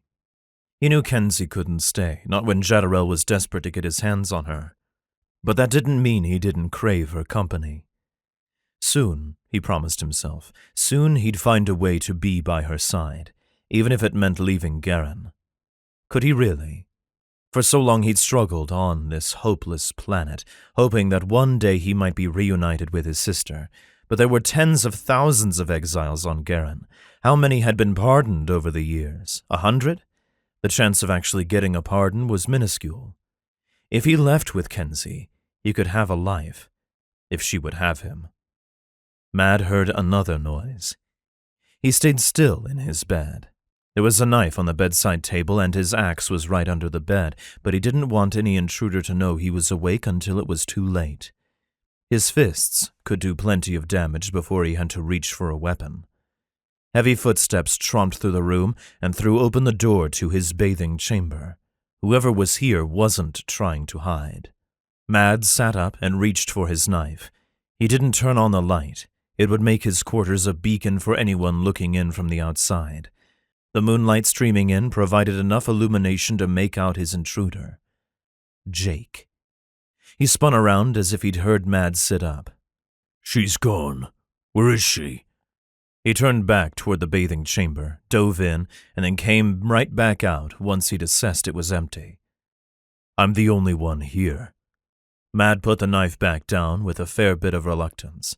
Jake looked ready to brawl, and Mad might need to defend himself, but he wasn't about to stab his friend. Jake growled again and slammed his fist against the wall. The room shook. Okay. Mad slid out of bed and made for the kitchen. They needed to talk. He had alcohol, but he had a feeling they were both going to need clear heads. Tea it was, then. Are you saying you had Carice at some point? Kenzie would be enraged that they'd been so close to her sister and let her go. "Corey's gone. Jadderell's men." He sank down into one of the chairs and accepted his drink. Then why did you come here looking for her? Mad supposed he was one of Jadderell's men, but both he and Jake knew the truth of that. "Looking for the other one." Jake scowled, eyes scanning the room as if Kenzie would magically appear. "I'm not sure where Kenzie is right now. We're meeting up again tomorrow, but I need to understand what happened. Why didn't you tell us you had Carice?" Mad had a few guesses. He'd never seen Jake like this before, and there wasn't much that could drive a man to this state. "She's mine," Jake ground out, every syllable daring Mad to contradict him. "Not letting her go." "She's your mate." Kenzie wasn't going to like that one bit. Jake didn't confirm it. "I have to get her back." "Calm down. Drink your tea." He turned into the nanny who had raised him and Tiana, always pushing tea on everyone, another reminder of the home he'd never see again. Jake drank his tea. "How long has Carice been with you? Are you bonded? Does she know about the connection? Does she trust you?" Kenzie was going to be angry and confused when she learned about this, and Mad had to manage things before everything exploded in his face. "She trusts me," Jake said. He didn't answer any of the other questions. Mad put that aside for now. When was she taken? "A few hours ago." The teacup looked tiny in Jake's hands, and Mad was half sure the man would crush it in his frustration. "Do you know who took her?" It wasn't Jadderell, clearly. He didn't do his own dirty work. "Baron and that new kid he has working for him. Gav. I have security footage of them dragging her away." His eyes grew desperate. "She was struggling. She tried to fight. Baron slapped her. I'll kill him." Kenzie was going to be even angrier when she learned the man she'd spared had harmed her sister. "You may need to get in line." That confounded Jake for a moment. "What?" Kenzie beat Baron in the pit but didn't kill him. Mad couldn't wipe the small smile off his face at the memory. She was an artist with her weapons. "Impossible. Kari said—" He cut himself off. So they discussed Kenzie. It was only fair. He felt like he knew Carice, but Kenzie had changed a lot since the last time her little sister had seen her. What about Carice? "I saw the fight with my own eyes." Jake stood up. "Where are you going?" Mad needed him here now, needed to figure out a plan of attack before Jake did something stupid. "To find Kari." And there it was. Mad glared. "Sit your ass back down. We're going to get her back, I promise, but that's not going to happen if you rush into Jadderell's palace without any backup. Now tell me, are you sure Baron and Gav were working for Jadderell?" Jake nodded swiftly, still glaring as if Mad was wasting his time. This was not going to be an easy conversation, and Mad definitely hadn't caught enough sleep to deal with it. Too bad. "Okay. I have a way into Jadderell's palace. We're going to get Carice back. You have my word." "How?" Mad wished he knew. Chapter 23. Anxiety thrummed through Kenzie as she made her way to where she was supposed to meet up with Mad. She tossed and turned all night in her blankets and could not be further from rested, which was stupid. She'd spent most of her life sleeping alone. She couldn't remember the last time she'd taken a man to her bed. One night in Mad's arms shouldn't have made it impossible to walk away, and yet it had been harder to walk away from him the night before than it should have been. Soulmates are real. And that was a thought she couldn't shake. It didn't matter. It couldn't matter. And yet she'd spent half the night wondering if... Nope, she wasn't going there. That way lay dragons, and she didn't want to get eaten by the specter of hope. She had to focus on the mission. Carice was still on Garen, she was sure of it. She was going to find her sister, and... Then what? Would Carice want to go back to Earth? Would she ever feel safe enough there after her abduction? Was there even a life for them back on Earth? Kenzie hadn't heard from their father once since she left. He had a way to contact her. She'd made sure to leave him with that lifeline, but he'd never used it. Would he care if they came back? Was he even still alive? That question should have been a knife to the chest. Instead, she felt a tiny pang and nothing more. If their father was dead, that was truly the last tie they had left to Earth. If he wasn't, well, he hadn't exactly ever been Father of the Year. She'd do whatever Carice wanted. But what do you want? The voice in her head sounded suspiciously like Mad, and since he wasn't actually standing next to her, she couldn't tell him to shut up. She didn't have the luxury of wanting things when she had to find Carice. She wanted Mad. Luxury or no, that desire couldn't be denied, and if Kenzie was honest with herself, she wasn't trying too hard. She kept falling into his bed, and it got harder and harder to crawl out of it. Would she manage it next time? She wasn't fooling herself into thinking there wouldn't be a next time. Would he come with her and Carice when it was time to leave? The thought nearly knocked her over. Yes, she was attracted to Mad, but she'd known him less than a week. She couldn't ask him to leave his entire life behind and give up any hope of ever seeing his sister again just for some good, great sex. Soulmates are real. She had to stop thinking about that. Mad hadn't been talking about them. And there was no way Jake was actually Carice's soulmate. Carice was still basically a kid. She was too young for a soulmate. A little voice reminded Kenzie that Carice was 24 now, a little older than Kenzie had been when she took off for her stint on Earth Call 3. If Kenzie had been old enough to make her own decisions, wasn't Carice? That was a problem for after she got her sister back. When she made it to the meeting spot, her worries were pushed to the back of her mind. Mad was already there, and he looked like crap. Have you slept? She was already close to him, a hand on his shoulder and breathing in his masculine scent. How did the man smell so damn good? He gave her a faint smile and a short kiss that made her heart flip. It was so casual, as if they'd been kissing for years and would keep doing it forever, and it was scary how much she wanted that. I caught an hour or so, maybe 2. He was dressed for war today, his leathers all in place and his axe slung over his back. What happened? Kenzie never should have left his quarters. If he'd been attacked, she could back him up. If something else had happened, she could comfort him. Mad stepped away from her and braced himself, as if he knew she wouldn't like what he had to say next. Jake came to me a little while after you left. Carice was staying with him, but she was taken by 2 men working for Jezreel, Baron and Gav. The same Baron whose ass I kicked in the pit? He nodded, and then the rest of what he said caught up. Jake had Carice? We were that close? If we hadn't walked away, she would be with me right now. How did he lose her? Where is she? Why didn't you get me the second you heard? She realized her hand was on her knife only as she started to pull it out, and she forced herself to let go. She wasn't going to stab Mad, not when he knew where Carice was. He had his hands up to placate her. He came for help when he could. I didn't know where you were sleeping, and I wasn't going to risk leading Jezreel's men to you when there was nothing we could do until morning anyway. He's had her for a few hours, and I know that's bad, but we know where your sister is. We're going to get her back." She needed to stab something, someone. She needed to move. She knew Carice had been through hell in the last few years, but this was different. Kenzie had met Jezreel. She'd seen the way he treated humans. If he's put a collar around her throat, I'm going to gut him slowly. And she'd enjoy it.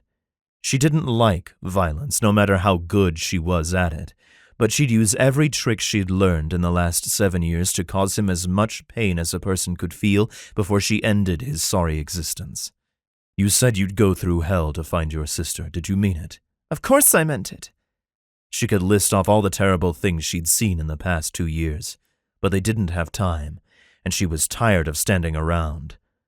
Whatever the plan is, yes, I'm in. She's less than 2 miles away from me when we've been light years apart for nearly a decade. I want her back today. Mad nodded solemnly. He opened his mouth, but closed it again before he could make a noise. If he had something more to say, he decided not to share it. "Jezreel tasked me with returning you to him. It's the only way I can think to get close enough to challenge him without needing to strip out of my weapons. Will you let me take you to him?" She was a fool to consider it. Mad could be playing a game right now. She'd been betrayed by contacts before, and if she judged him wrong, she'd be the one in a collar by the end of the day. But he was leading her to her sister.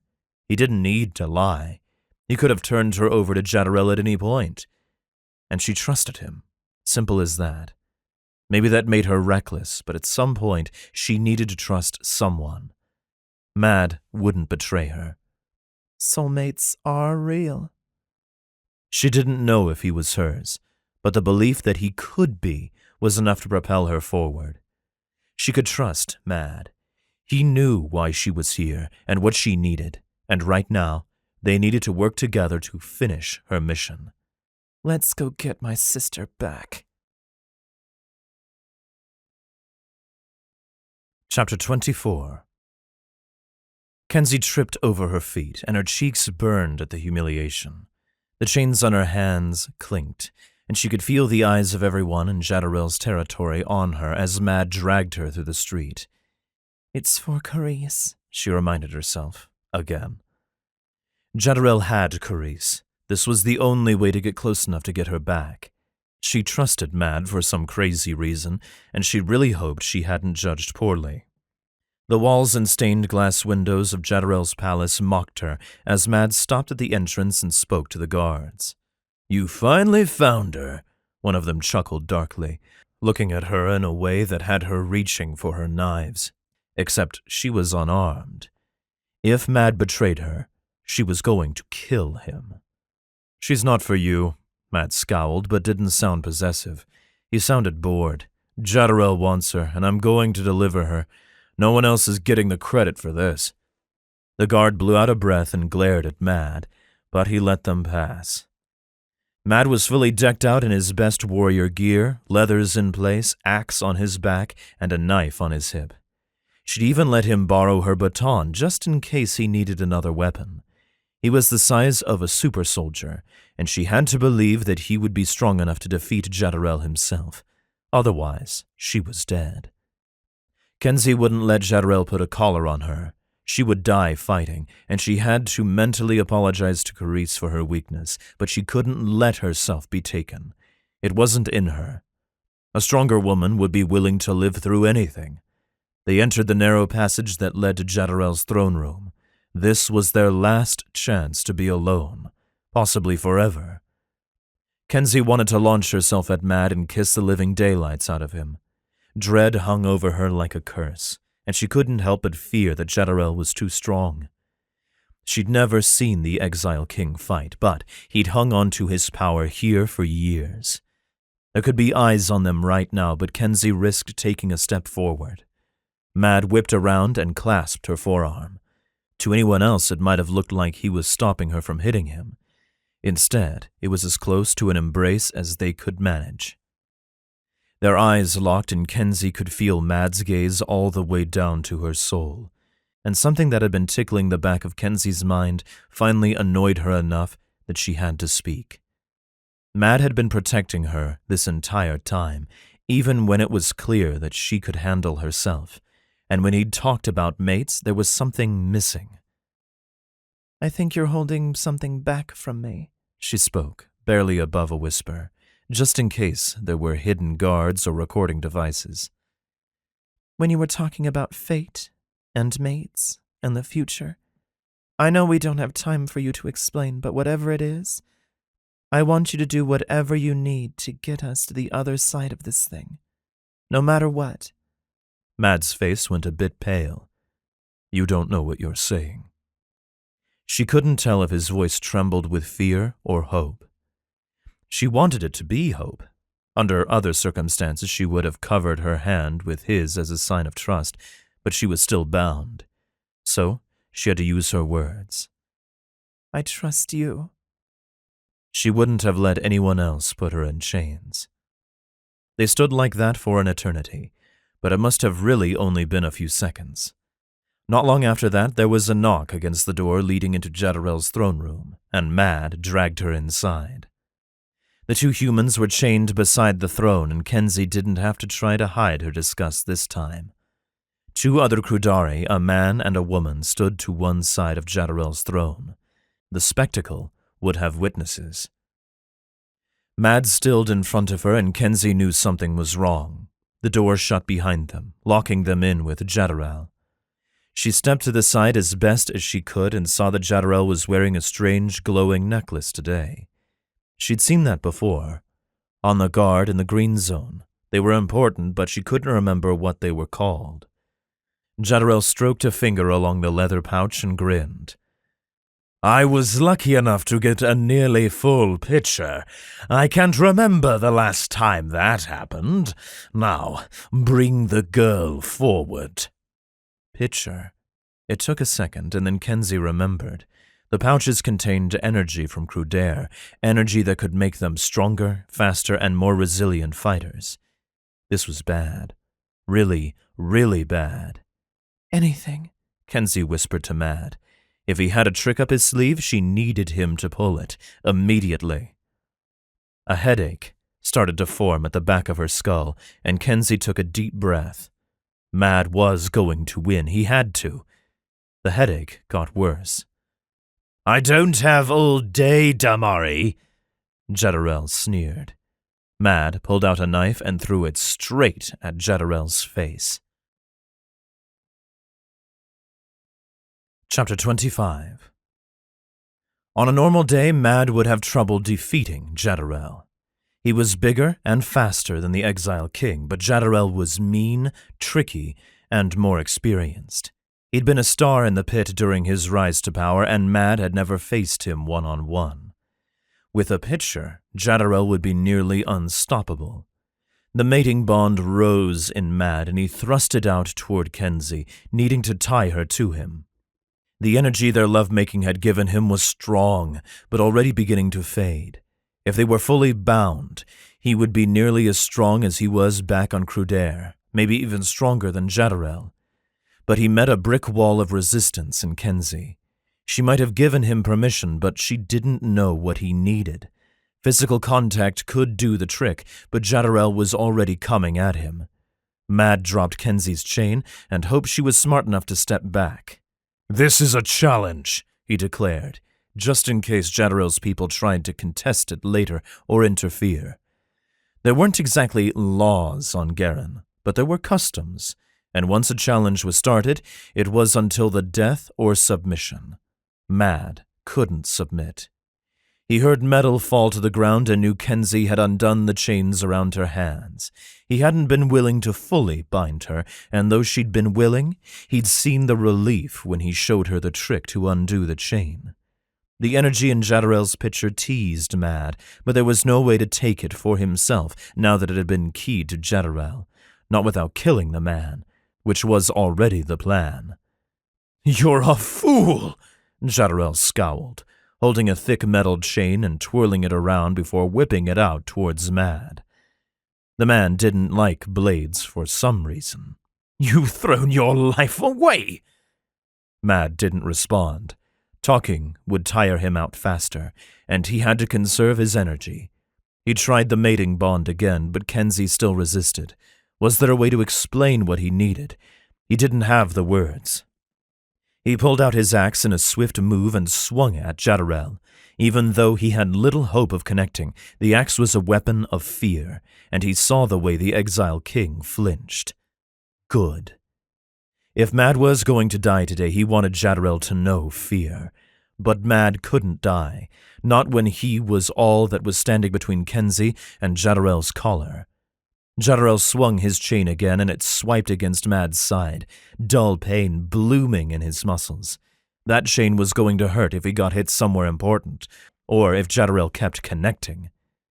Mad swiped out with his axe again, and felt a keen sense of satisfaction as the edge kissed Jadorel's skin. First blood. But the picture around Jadorel's neck glowed even brighter, and the nick sealed itself like it had never been there. Stupid waste of power. But it was an unwelcome reminder that Jadorel had power to spare. Mad was constantly trying to connect to Kenzie with the mating bond now, and when he spun to avoid a hit from Jadorel, he saw her eyes drawn together in pain. He tried to reach out and touch her, to cinch the bond between them, but Jadorel's chain wrapped around his arm, and he was pulled further away. Rather than try and untangle it, Mad grabbed onto the chain and dragged Jadorel close. At this range, his axe was useless, and he dropped it, going instead for the baton Kenzie had given him. He struck out with it, making Jadorel groan in pain as blood bloomed on his face, but the man didn't go down. He wouldn't until the power of his pitcher was exhausted. That would take hours if Jadorel kept wasting his power to heal minor wounds, days if he stopped bothering. Mad had to take him out with one blow, fast and deadly enough that the pitcher couldn't heal him. He whacked Jadorel again, but the Exile King still had control of the chain. Mad stumbled and fell. Kenzie gasped. Time narrowed into a thin sliver, and Mad watched in slow motion as Jadorel came down on him, an evil smile on his face and death in his eyes. Mad rolled out of the way, but still felt the blow of Jadorel's fist against him. He was tangled up in the chain, unable to get up. He managed to get one hand free and reached for the pitcher at Jadorel's throat, tearing it off with a vicious tug and throwing it across the room. Jadorel was still connected to it, but it would be harder to draw on the energy now. Mad kicked up and scurried back, freeing himself while Jadorel howled in distraction, and looked around for the pitcher. He got untangled from the chain, but Jadorel was already back and ready to fight. The pitcher forgotten, and Mad's axe in his hands. The bastard. Mad exchanged the baton for a knife. He was going to gut the Exile King until there was nothing left inside of him.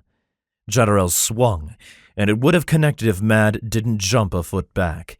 That was a killing blow, and Jadorel was still fucking strong. But he couldn't be cautious. Mad rushed Jadorel, blade out and ready, but his blade glanced against Jadorel's leathers and didn't do any damage. He switched tactics, punching at Jadorel's kidney and taking deep satisfaction when the man grunted. He couldn't find a weak spot to stab, but his punches were doing damage. Mad regretted letting the axe go. That would have cleaved through leather armor without issue. Jadorel figured out the axe wasn't made for close quarters and dropped it. Then he used the tricks he was famous for, stomping on Mad's foot, following it up with a knee to the groin, and finishing with a blow to Mad's head. Mad didn't stand a chance, and it was his own damn fault. He fell to the floor, trying to breathe through the pain and get away, but Jadorel gave no mercy, kicking him in the stomach and taking his time in doling out the punishment. "You insolent whelp," Jadorel spat. "I'm going to make you hurt before you die, and then I'll put your head on a pike." He kicked again, and Mad was almost certain one of his ribs snapped. He looked over and saw Kenzie standing there, and he reached out with the mate bond one desperate final time. Her eyes widened, and she must have realized what he wanted. The bond between them snapped into place, and the energy rushed into Mad. The pain faded to almost nothing as adrenaline sizzled in his veins. His fingers brushed against his axe, and he grabbed it. And as Jadderel prepared for another kick, Mad surged up, swinging with all his might and cleaving into Jadderel. The Exile King screamed as he toppled to the floor, but the sound faded to almost nothing in a moment, as blood gushed out of him and his life poured out around them. Out of the corner of his eye, Mad saw the forgotten pitcher blaze with energy, but it wasn't enough to undo Mad's damage. Jadderel was dead. Mad was the Exile King. Kenzie screamed. Chapter 26. Kenzie felt the blade of a knife whisper against her throat a moment before her instincts kicked in. She screamed more to distract her attacker than out of fear and struck at his hand, clearing the knife from her throat and giving her space to maneuver. She stomped on his foot and twisted her body, locking the Krudari's arm and grabbing the knife as it fell, holding it to his side where it could sink in and nick his liver in no time. By the time Mad looked over at her, it was done. He looked different. By killing Jadderel, he'd taken the man's place. He was the Exile King now, and power emanated from him. But that wasn't it. He looked fucking hot. But Kenzie couldn't get distracted while she was holding a struggling warrior. One wrong move, and he'd turn the tables right back on her. Yeah, not going to happen. Mad strode forward and grabbed the Krudari by the throat, slamming him down to the ground. You dare to put your hands on my mate? Mate. Right. Oh. So that was the weird connection she could feel snap into place while Mad had been lying there on the brink of death. It had been almost impossible to focus on the fight with the pounding in her head, but the moment she stopped trying to fight the headache, it had disappeared, and a strange connection was left in its place. If she closed her eyes, she could still feel Mad. She'd know where he was, and his emotions swam around with hers. Right now he was riding high on the rush of victory and the anger that this man had touched her. She wondered what else they could do. She knew he was taking energy from her, but she didn't feel any weaker. If anything, she was exhilarated. It was as if whatever was between them was causing the energy that lived inside of her to multiply. This wasn't whatever sick bond Jadderel had forced on his prisoners. This was something beautiful. But the look on Mad's face was anything but at the moment. He towered over the Krudari and looked ready to take up the mantle of executioner. She didn't care if he killed the Krudari. The man had willingly worked for Jadderel. Then again, so had Mad. Kenzie walked up to Mad and placed a hand on his shoulder. Back off, big guy. You want to think it through before you make your first execution. Mad was frozen over the man for several moments before he let go and stepped back, grabbing Kenzie's hand and tugging her along with him. The man on the floor held perfectly still, as if he was hoping Mad couldn't see him if he didn't move. Get out of my territory, Mad growled at him. I won't be nice if I see you again. The man ran, and his flight notified the guards at the door that something was wrong. They came running in, and 4 more came from different hallways. They looked at Mad, and then looked at Jadderel's body on the floor. I witnessed it, the Krudari woman beside Jadderel's, Mad's, throne said. It was a fair challenge. As one, all 6 guards bowed to Mad. Mad glared at them, and held on tighter to her. It was only then that Kenzie realized how nervous he really was. She knew he didn't want to be an Exile King, but he'd just taken on this role for her. Carice, she whispered. Her sister had to be close. She didn't know what she would do if they'd done all this work for her to be gone. And the 2 beside the throne. Mad gave a slight nod and addressed the head guard. Unchain these 2. If they want to leave, give them credits. He turned to the humans, who both had carefully blank expressions on their faces. His voice softened. You are welcome to stay for now. I can have rooms made up for you. You're not prisoners anymore. Your choice. Then he turned back to the guards. "Give each of them no less than what they were purchased for, plus monthly wages for every month they were held." One of the guards opened his mouth and Mad glared at him. Kenzie probably shouldn't have found it so hot. But the man sure as hell knew how to command a room, and he was all hers. "I want to know how many people Jadderel enslaved. I won't imprison them another night." One of the guards rushed forward to the woman prisoner and unlocked her collar with shaking hands before moving on to the male. The woman surged forward and one of the guards yelled, but Kenzie stepped between the woman and the guards before the guards could do anything stupid. The woman towered over Jadderel's body and kicked him in the stomach with all her might. It would have hurt if he'd been alive. When she put her foot down, she slipped in his blood, and Kenzie held an arm out to steady her. The woman's eyes were wild, and Kenzie thought she would run. There was nothing to say to her that would make things better. Kenzie said nothing at all. The woman looked back down at Jadderel and spat. Then she looked over at Mad. "I want a shower and clothing." She made the demands like she was asking for a pile of gold. Mad nodded. He looked to the nearest guard. "See it done. And if you are inappropriate with her, the punishment will be severe." Kenzie never thought she'd see a 7-foot-tall alien cower, but it was a day of firsts. "Carice," she said again. She was getting anxious. What if someone had taken her already? What if she was in trouble again? "There was another human brought here," said Mad. This time he looked at the woman who had witnessed his challenge. "She looks a lot like my mate. Her name is Carice. I want her brought to me." Then he turned to the guards. "And I want this mess cleaned up." "We can send for servants," said one of the braver guards. Mad started to nod, then paused. "Are those servants paid?"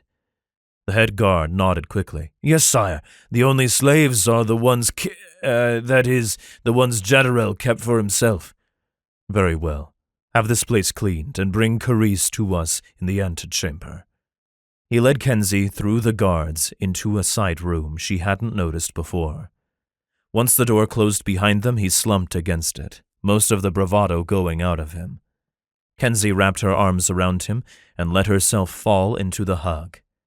He was huge and comforting, even if she was supposed to be the one comforting him. "I'll have them make up a nice room for Carice. I don't know where she was forced to sleep before, but it will have a big bed and a window." "You found her." Mad was making promises, but he didn't move from where they were holding each other. Kenzie was supposed to feel happy, and she was, distantly. But sheer relief had flooded out everything else. After 2 years, she was about to be reunited with her sister once more. She could barely believe that this day had come. But what did that mean for her and Mad?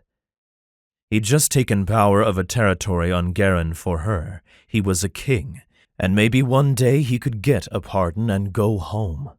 She was about to take Carice and get as far away from Garen as a person could, and yet Mad was her mate. How could she leave him behind? How could she ask him to go with her? There was a knock on the door, and she stepped back from Mad. He offered her a grin. "She's here."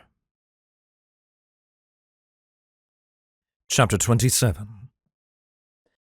Mad ducked out of the antechamber when Carice was brought in, and as soon as Kenzie saw her sister, she forgot about everything else. Carice was alive. She was here. Kenzie launched herself at her baby sister and clammed her arms around her, tears falling down her face in rivulets as the full reality of the situation settled over her. Carice hugged her back so tightly that Kenzie had trouble breathing. She didn't care. Air was overrated. They were alone in the antechamber, and Kenzie made sure the door was closed. She wanted privacy. If she and her sister could stay alone in this room for the next year, it wouldn't be enough. The hug went on for a long time, but eventually they separated, and Kenzie ushered her sister back to a small couch that was pushed up against the wall. Now that she had time to look around the room, she realized it was more like a sitting room than an office. There were shelves of books, a couch, 2 chairs, and a low table. All the comforts a busy king needed. The room was decorated in lush, warm colors, and there was a painting on one wall of a verdant scene that looked nothing like what she'd seen of Garen. Was that Crudaire? She didn't care. Carice was right next to her. But now that she had her sister, words got caught in her throat. There were shadows in Carice's eyes, evidence of horrors she'd endured at the hands of who knows how many tormentors. And Kenzie wouldn't ask about it, not today. Today, she was just going to be happy that she had her sister safe and sound. You're taller. It was inane, but true. When she'd left Earth for her stint on Earth Call 3, Carice had been an inch shorter than her. Now she was an inch taller than her, and Kenzie was pretty sure she hadn't shrunk. Carice smiled faintly. It happened after Earth. Space supplements or something. Right. Kenzie let that drop. She didn't want to open up old wounds. How long have you been on Garen?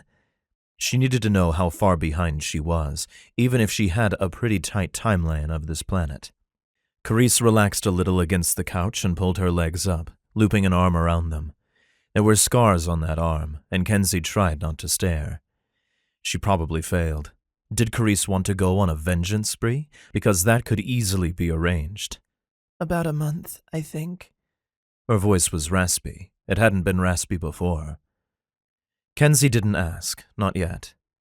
She was going to choke on all the questions she wasn't asking. But there was one she couldn't resist. What's up with Jake? Carice brightened, and it was like she had her sister back. But just for a second. Her expression closed off and she looked to the side, away from Kenzie. He was nice. He kept me safe. What was that even supposed to mean? Kenzie wanted to push. She wanted Carice to account for every second since they'd last seen one another more than 2 years ago. But Carice looked tired, and Kenzie was so happy to have her sister back that she didn't want to dwell on the bad stuff. He's, big. And though Carice was now frustratingly 1 inch taller than her, she was still small. She had lost weight and was edging towards frail rather than thin. Really, a vengeance quest was starting to sound nice.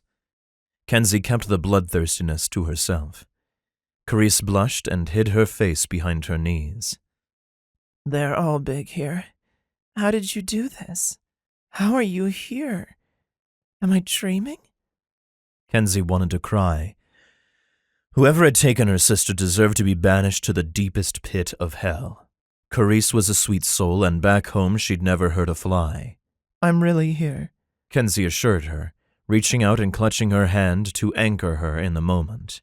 I made a lot of contact back on Earth Call 3, and I called in every favor. I haven't stopped looking since I found out you were gone. Then I got here, and I found you. Carice didn't need to know about the blood Kenzie had spilled, the darkness she'd endured to find Carice. That was Kenzie's burden to bear. It shouldn't be too difficult to get passage off of Garen, Kenzie assured her, even as her heart broke in half at the thought of leaving Mad behind. She had to think about Carice now. That was the mission. It had always been the plan. We're a long way from Earth, but we can probably be home for Christmas, I think. I'm not actually sure what month it is back home, but if we missed it, we can have our own. Don't tell me you're going to make fruit cake. Carice moaned, her face a mass of exaggerated horror. I will make fruitcake, and you're going to like it, no matter how burned it is. Kenzie had forgotten about her baking experiments back when she'd been a teenager. They hadn't gone well, and she could taste the phantom flavor of burnt flour on her tongue. Or we could do cookies. Ham, mashed potatoes, mac and cheese, whatever you want we'll have. What? Carice cut herself off. We don't have to do Christmas, Kenzie was quick to say. Right, what am I thinking? If I had found you sooner... What? No! Carice interrupted. You crossed the galaxy to find me. That's practically impossible. And you did it in 2 years. Now it was Carice's turn to grip Kenzie's hands. But Kenzie couldn't take her absolution. You should have never been taken in the first place. If I hadn't abandoned you at home, you would have been safe. And when we get back, you don't have to worry, no matter what. You're not getting taken again. Carice was quiet for a moment, and then she smiled. I would like ham. And pie. Consider it done. They talked for an hour or more before Mad came in and let them know Carice had a room made up for the night. You should sleep, Kenzie told her as they followed a servant down the winding hallways to the room Carice had been assigned. The room was nice with a huge bed, a window overlooking the city, and a fire blazing in the fireplace. I'm not tired, Carice insisted, even as she sat on the bed.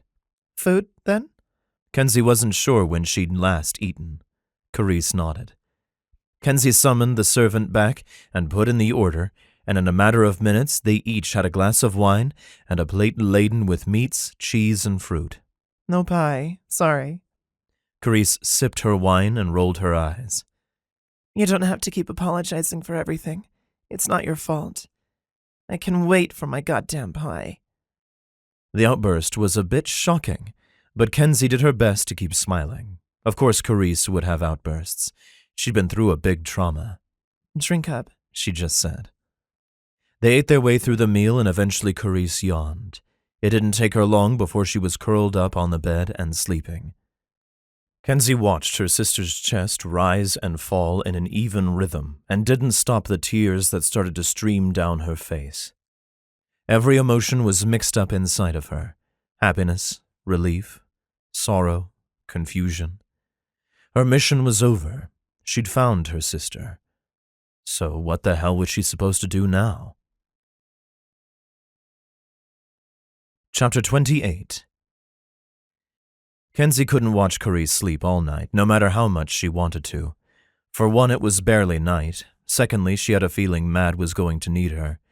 And if she was about to say goodbye to her mate forever, she wanted to spend as many seconds with him as she could. Mad was alone in the throne room when she walked in. He slouched on the throne like a king in repose. Put a crown on his head and he'd fit right in. But he was a man made for the axe he slung across his back, not a crown. I thought you'd still be with your sister, he said. Mad looked around for some reason and then stood. You need a place to sit. I've been sitting all day. You did the hard part, and Carice is asleep. I had the servant put a dose of melatonin in her wine. Mad reared back. You drugged her? It's melatonin, it just helps you sleep. It's not really a sedative. After all this shit, she deserves a good sleep. Kenzie crossed her arms and glared at Mad. This could be their last hour together and he was going to argue with her? I don't think she'd like that. What am I supposed to do? It burst out of her, and the tears threatened to fall again, but she wasn't sure she had any left. She'd cried for a long, long time in Carice's room.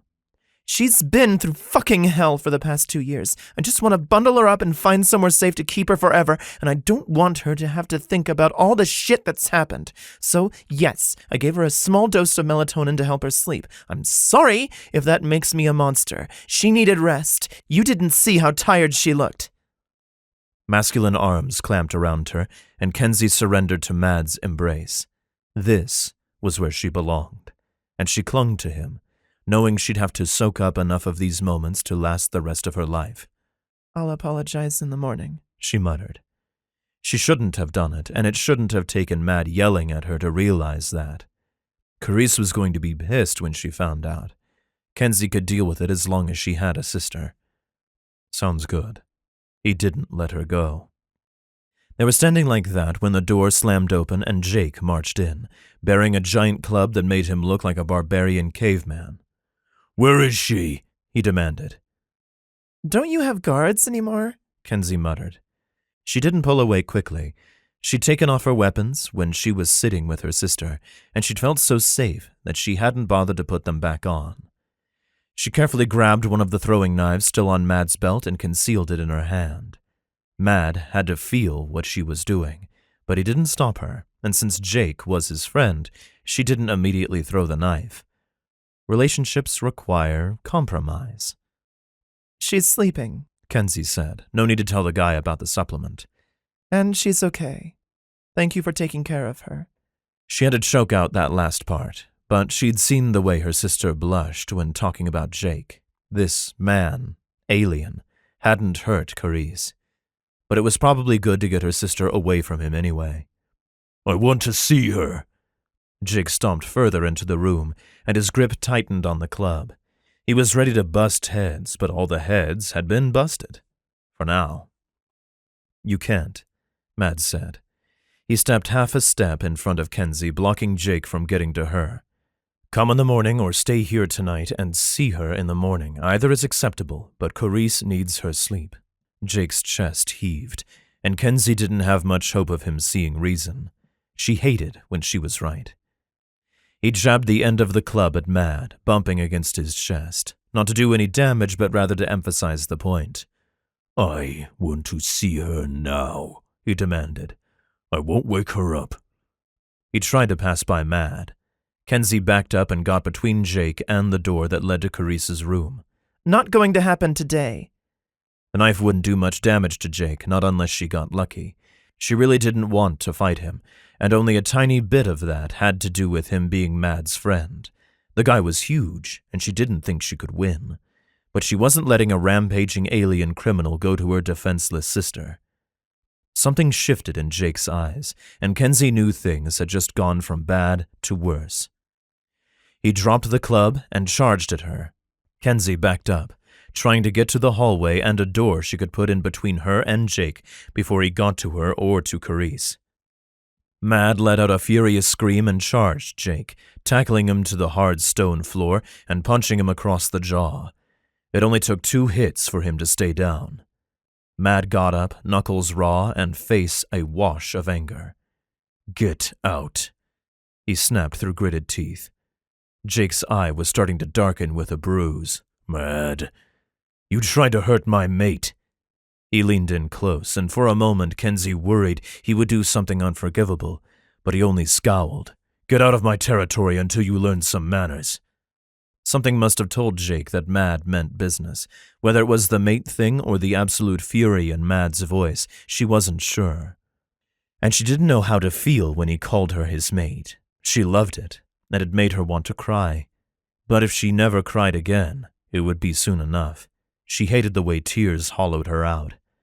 Why couldn't she just have one good thing? She couldn't ask Carice to stay here so Kenzie could have Mad. She couldn't ask Mad to leave so she could care for her sister. She was stuck in between. Jake snatched up his club and left with a glare, a string of curses echoing from his mouth.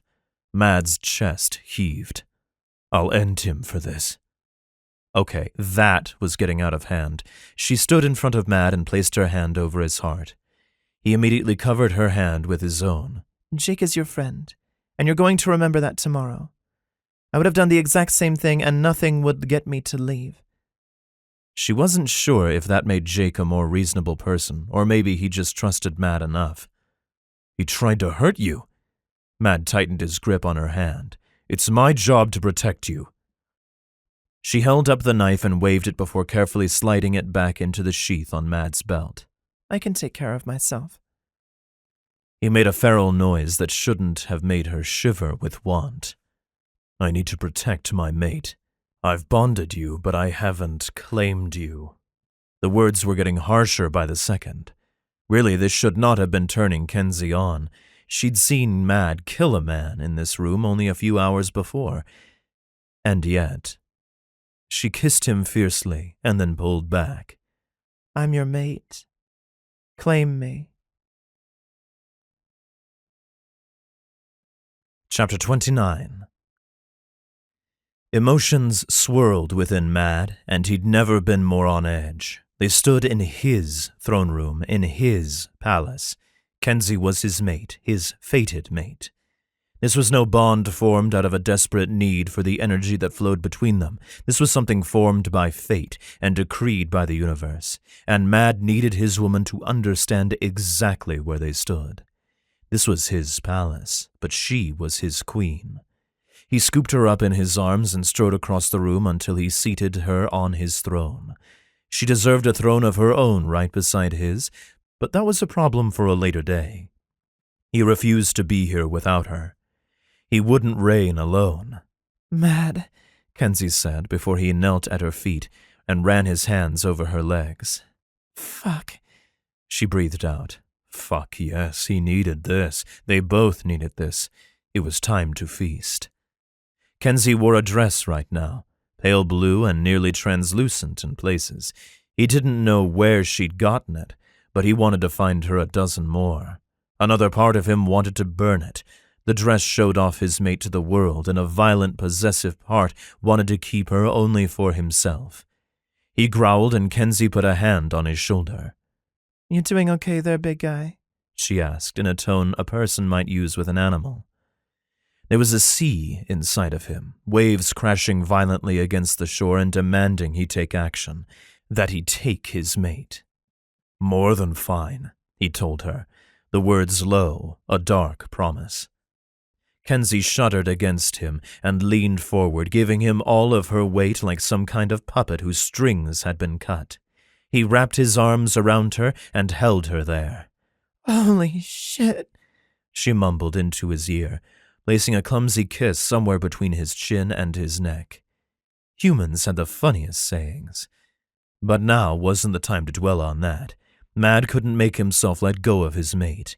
He leaned back against the plush back of the throne and kept her with him. "There were many things I thought I might do in Jadorel's throne room," Mad mused, running one hand up and down Kenzie's back. "But I never imagined this." Somehow, she was still mostly clothed, her dress bunched up around her waist. He needed to find a place for them to sleep for the night. "Don't ruin the afterglow by saying that asshole's name," she said. "It's your throne room now. Never thought I'd fuck a king." "Before everything else, I am your mate." The joy and satisfaction that went through him at that realization was enough to re-energize him for another round. "In a bed next time, mate," Kenzie teased, giving him a kiss before pulling back. "I bet there's a nice big bath somewhere in here, and a nice big bed. Let's go find it." She grabbed his hand and tugged him off the throne. Mad had to let go to fix his pants, which he did with a wry smile, and then he followed his mate, just as fate intended. Chapter 30. Mad refused to sleep in Jadorel's old bed. It was a matter of principle. But the palace was big enough that he'd been able to take a different room for himself and Kenzie, and something in his chest unfurled when he woke up with his mate curled up beside him. Light streamed in through a large window. The room smelled pleasantly of some kind of perfume. It was warm and clean, and as perfect as things got on Garen. Every morning should be like this. But how? He'd only been up for 30 seconds when the weight of everything he'd done the day before crashed down on him. He'd killed Jadorel and taken his territory. He was an exile king, and he had a mate. There were 100, maybe 1,000 things he should do. He had to figure out what exactly went into running a territory on Garen. If that was what he was going to do. Kenzie was relaxed in sleep, and some of the years had cleared from her face. She didn't look young, exactly, but she was unburdened. She'd done her job. She'd found her sister, and now she could do whatever she wanted with the future. Did that include him? Becoming an exile king was an accident of necessity, and there were certainly things he could fix in the territory now that Jadorel was gone. He had to make sure there were no more slaves in the palace, and he was going to kick the slavers out of the territory. Maybe it wouldn't last if he didn't stick around, but he had to do at least that. Hard as it was to believe, he still had time to catch the ride off the planet that Arbin had arranged for him. Perhaps there would be 2 seats for Kenzie and Carice as well, though Jake might forcibly board the ship to see Carice if he didn't see her before they left. If the mating bond had sparked in Jake, Matt understood his urge. He couldn't let Kenzie go, not if she would have him, not if she would allow him to love her. He'd merely been existing on Garen until she burst into his life. For the first time in 6 years, he felt like he might actually have a future. And yet that future was so precarious, he felt like he was strung on a high wire and at risk of toppling over at any minute. Kenzie made a little noise and turned over, opening her eyes and looking at him. "Good morning." He smiled at her. "Good morning. Especially since you're not touching a knife." She rolled her eyes and shuffled up into a sitting position beside him, completely heedless of her nudity. Killing kings is your job. Besides, my knife is right there. She nodded towards the bedside table. Queens shouldn't kill their kings. It sounded absurd. Mad was no king. And yet he'd slept the night in a palace. He'd taken Jadderell's territory. It could all be his. If. So, I'm your queen now. He couldn't easily interpret the tone of Kenzie's voice. Was that sadness? Regret? Only if you want to be. Mad pulled her close. They'd slept the night together, but right now he needed to be touching her, needed to remind himself that they'd survived the impossible. Now all they had to do was take their lives into their own hands and live as they wished. Do you want to be my queen? I'm no queen, Kenzie scoffed. But everything about her was regal in his eyes. No need for a crown. He wanted one for her anyway. She deserved to be draped in jewels and finery. You're my mate. No one else will ever sit at my side. If anything, that made it worse. She stiffened and pulled away from him, sliding out of the bed and pulling on her clothes. Mad. She didn't say anything more, but he knew. He'd been trying not to think of it ever since the sisters were reunited. It's Carice, isn't it? His heart was heavy with the question, but he understood. Kenzie's love for her sister. How could he not? He knew what it meant to be an older sibling. For half a second, Kenzie looked wrecked, eyes on the verge of tears, mouth open to let out an anguished cry. But she pulled it all back until her face was blank. I've been looking for her for years. I'm her big sister. I have to protect her. I can't ask her to stay on a planet where she was a slave. She'll never be able to heal. Mad wrapped Kenzie in his arms. He didn't want her hiding her emotions, not from him, not when they were alone together. We don't have to stay here. Saying it was a punch to his gut. Flying away from Garen meant giving up every chance he had of seeing his own family again. He wouldn't even be able to call them. At most, he might be able to relay a letter to Tiana every year or so. Would she even write him back? Would Derek remember who he was? It hurt to think it, but it hurt even more to think of giving up his mate. Kenzie was his future, not some hope for a pardon that would probably never come. Kenzie was real and right there. He had to be strong for her. He had to give her this future. We? The tears had started to fall now, but she wasn't hiding from him anymore. He kissed her quickly and pulled back before passion could sweep them away in its tide. You're my mate. If we go together. But your family? She understood. It tempered the hurt. Kenzie knew what it was to love family. She knew what it was to go anywhere to find them, just as he'd endured anything for the hope of reunification. He couldn't put it into words easily. How could he explain all the jumbled-up emotions inside of him? If he said he was doing it solely for her, she'd never let him get away with it. He knew his mate too well for that. Before he could say anything, there was an insistent knock at the door. He and Kenzie looked at each other in confusion. Were you expecting anyone? She asked. Why do I have a feeling this is part of king life? He pulled on the rest of his clothes and made sure Kenzie was mostly covered before yanking the door open and barking at the guard. What? The guard shrank back. He wore rumpled clothing and didn't look as if he'd slept all night. What had Jadderell been doing to these men that they feared a strong word? Mad would need to go through the ranks and figure out who he could trust and... Well, maybe not. Not if he, Kenzie, and Carice were about to leave Garen. What? He repeated when the guard sputtered. He didn't have time for this when he and Kenzie were in the middle of deciding the rest of their lives. The guard took a steadying breath and managed to meet his eyes. It's Carice, sire. She's gone. Chapter 31. Kenzie heard the guard's words and her heart stopped. Then she sprang into motion, sprinting past Mad and down the hall to where Carice was supposed to be safe. Gone? Gone! How? Kenzie wanted to scream. She wanted to cut the answers out of people until she knew exactly where Carice was and whether or not she was safe. Had someone abducted her in the night? Had one of the guards been so loyal to Jadderel that he'd taken Carice away to where other people would hurt her?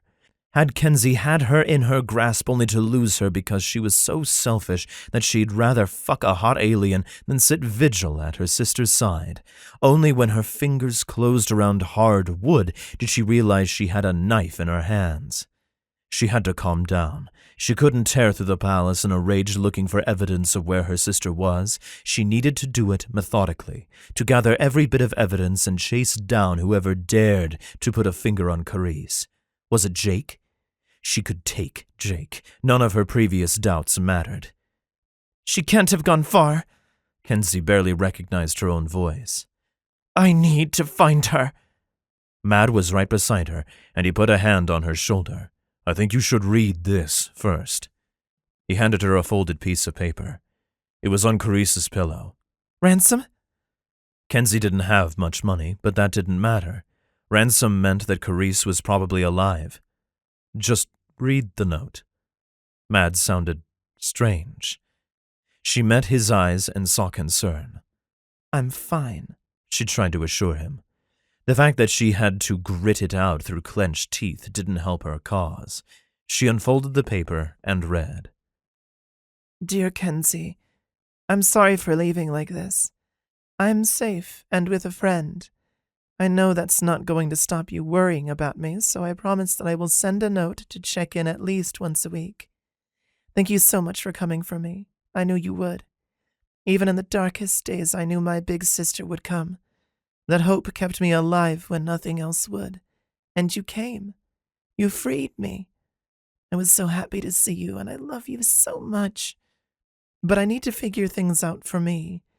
You were making so many plans last night that I didn't have time to get a word in edgewise. I don't want to go back to Earth. At least, not yet. And it's not about Jake, I promise. He also kept me safe for a little while, but that's not it. This is about me. For the first time in years, I have my freedom. I want to figure out who I am and what I want. And I'm afraid that if I leave here with you, I'm not going to be able to do that. You're a little overprotective, okay? I'm a big girl now. Let me figure out how to take care of myself. This isn't goodbye at all. We're going to see each other again, and we're going to be sisters, but I need my time. Please give it to me. I will always love you. I will always be your little sister. But let me figure out who I am now. Carice. The letter was a punch to the gut, and Kenzie stumbled back until she was sitting on Carice's perfectly made bed. She wordlessly handed the letter to Mad, who scanned it with a serious look on his face. How did she leave? He asked, and Kenzie was about to give a sharp response when she realized he was talking to a guard. She looked up and glared at the guard, who shrank back but steeled himself and responded anyway. She walked out on her own about an hour ago, the guard reported. She had breakfast delivered shortly before sunrise and ate it all. Then she requested new clothing and paper. She asked the attendant if she was allowed to go for a walk, and the attendant told her she was not a prisoner here, so she could do whatever she pleased. She left shortly after that, and when the attendant realized she had been gone for so long, the guard was notified. I have the attendant in the cell awaiting punishment, sire. What? Mad startled, and even Kenzie was taken aback, no matter her previous desire for violence. The attendant was doing their job, no punishment necessary. Let them go. But the girl escaped, the guard sputtered. She wasn't a prisoner. Kenzie said it faintly, but she had to make herself believe it. Carice wasn't a prisoner. She was free to walk away whenever she wanted. Leave us, Mad told the guard. When they were alone in Carice's room, he gathered Kenzie in a tight hug. We can still go after her, he said. If she's only been gone an hour, she can't have gotten far. Kenzie wanted to. So bad. It was on the tip of her tongue to agree with Mad's suggestion. Give me the letter, please. Mad did, and Kenzie read it again. The words hadn't magically changed. I don't know what I said last night, but I scared her. I can't chase after her. She'll just keep running. Garen may not be the safest place in the galaxy, but she's here, and I know it. And she's free. If she needs time to figure herself out, then I won't chase after her. Do you think she went to Jake? He asked quietly. She shook her head. She implies she didn't, but we can always hunt him down if we think otherwise. As long as she's in my territory, she's safe, Matt vowed. Despite the situation, Kenzie's lips curved into a smile. Your territory? You're getting used to the whole Exile King thing. Mad pulled her close and kissed her. As long as you are here, I will protect you. I will always stay by your side. Will you be my queen? Kenzie could say yes and have almost everything she wanted. The situation with her sister was rocky, but that could improve, and she could keep Mad. It wasn't the future she'd imagined for herself back when she'd been capable of imagining a future, but it was hers. And yet she remembered the conversation they'd been having right before they discovered Carice had left. What do you want, Mad? Before you were talking as if you were ready to leave. Now you're staying because I'm staying? What if one day I want to leave? We just met. This is crazy. Crazy how right it felt, at least. Kenzie's heart had been breaking at the thought of walking away, but how could she just accept this? Mad kissed her again, but when he pulled away, his face was serious. You are my mate. He kissed her again. My place is at your side, wherever that may be. He traced his hand down her cheek. On Garen, off Garen, it doesn't matter. I want to see my own family again, but there's no guarantee of that. There never was. But with you, I can build something of my own, of our own. Be my mate. Be my lover. Be my queen. There was only so much her heart could take before bursting with happiness. She was balancing on a wire, her emotions teetering between despair and joy. She had Mad. She had this. And she wasn't letting him go. She grabbed Mad's hand and laced their fingers together. Let's go figure out how to run a kingdom. Epilogue. Carice wasn't running. She'd learned a long time ago that running was useless. They caught you quicker if you ran. They caught you no matter what. But if she could get far enough away from the godforsaken palace, maybe this time she'd have her freedom.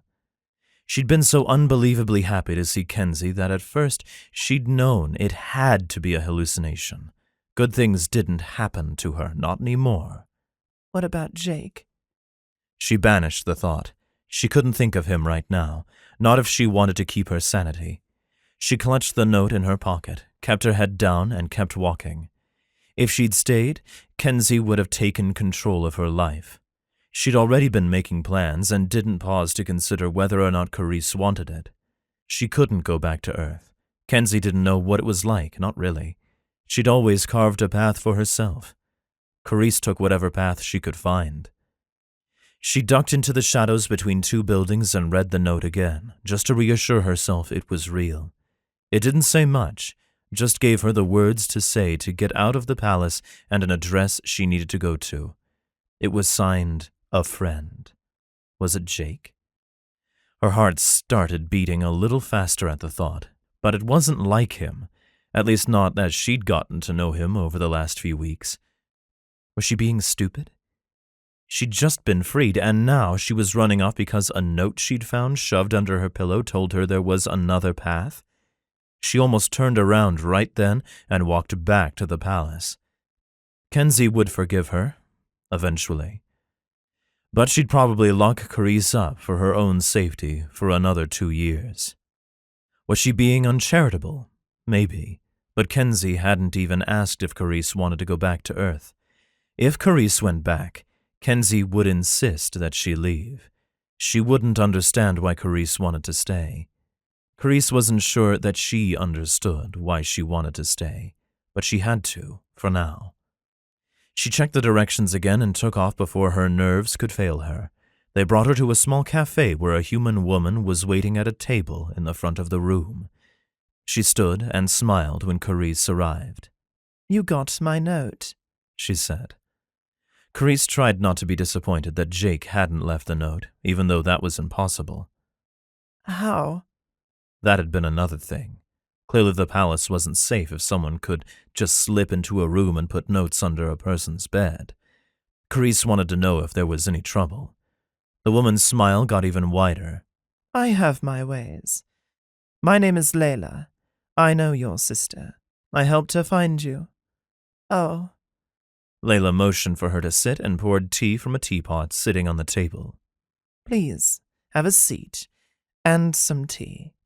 Carice sat. Layla had a way of speaking that made Carice want to do whatever she said. She took the tea and sipped. Layla poured her own tea from the same pot and sipped, savoring it. "I'm glad you came to see me. Why?" Carice didn't like it when people wanted her. That never turned out well. But Layla said something she didn't expect. "I'd like to offer you a job."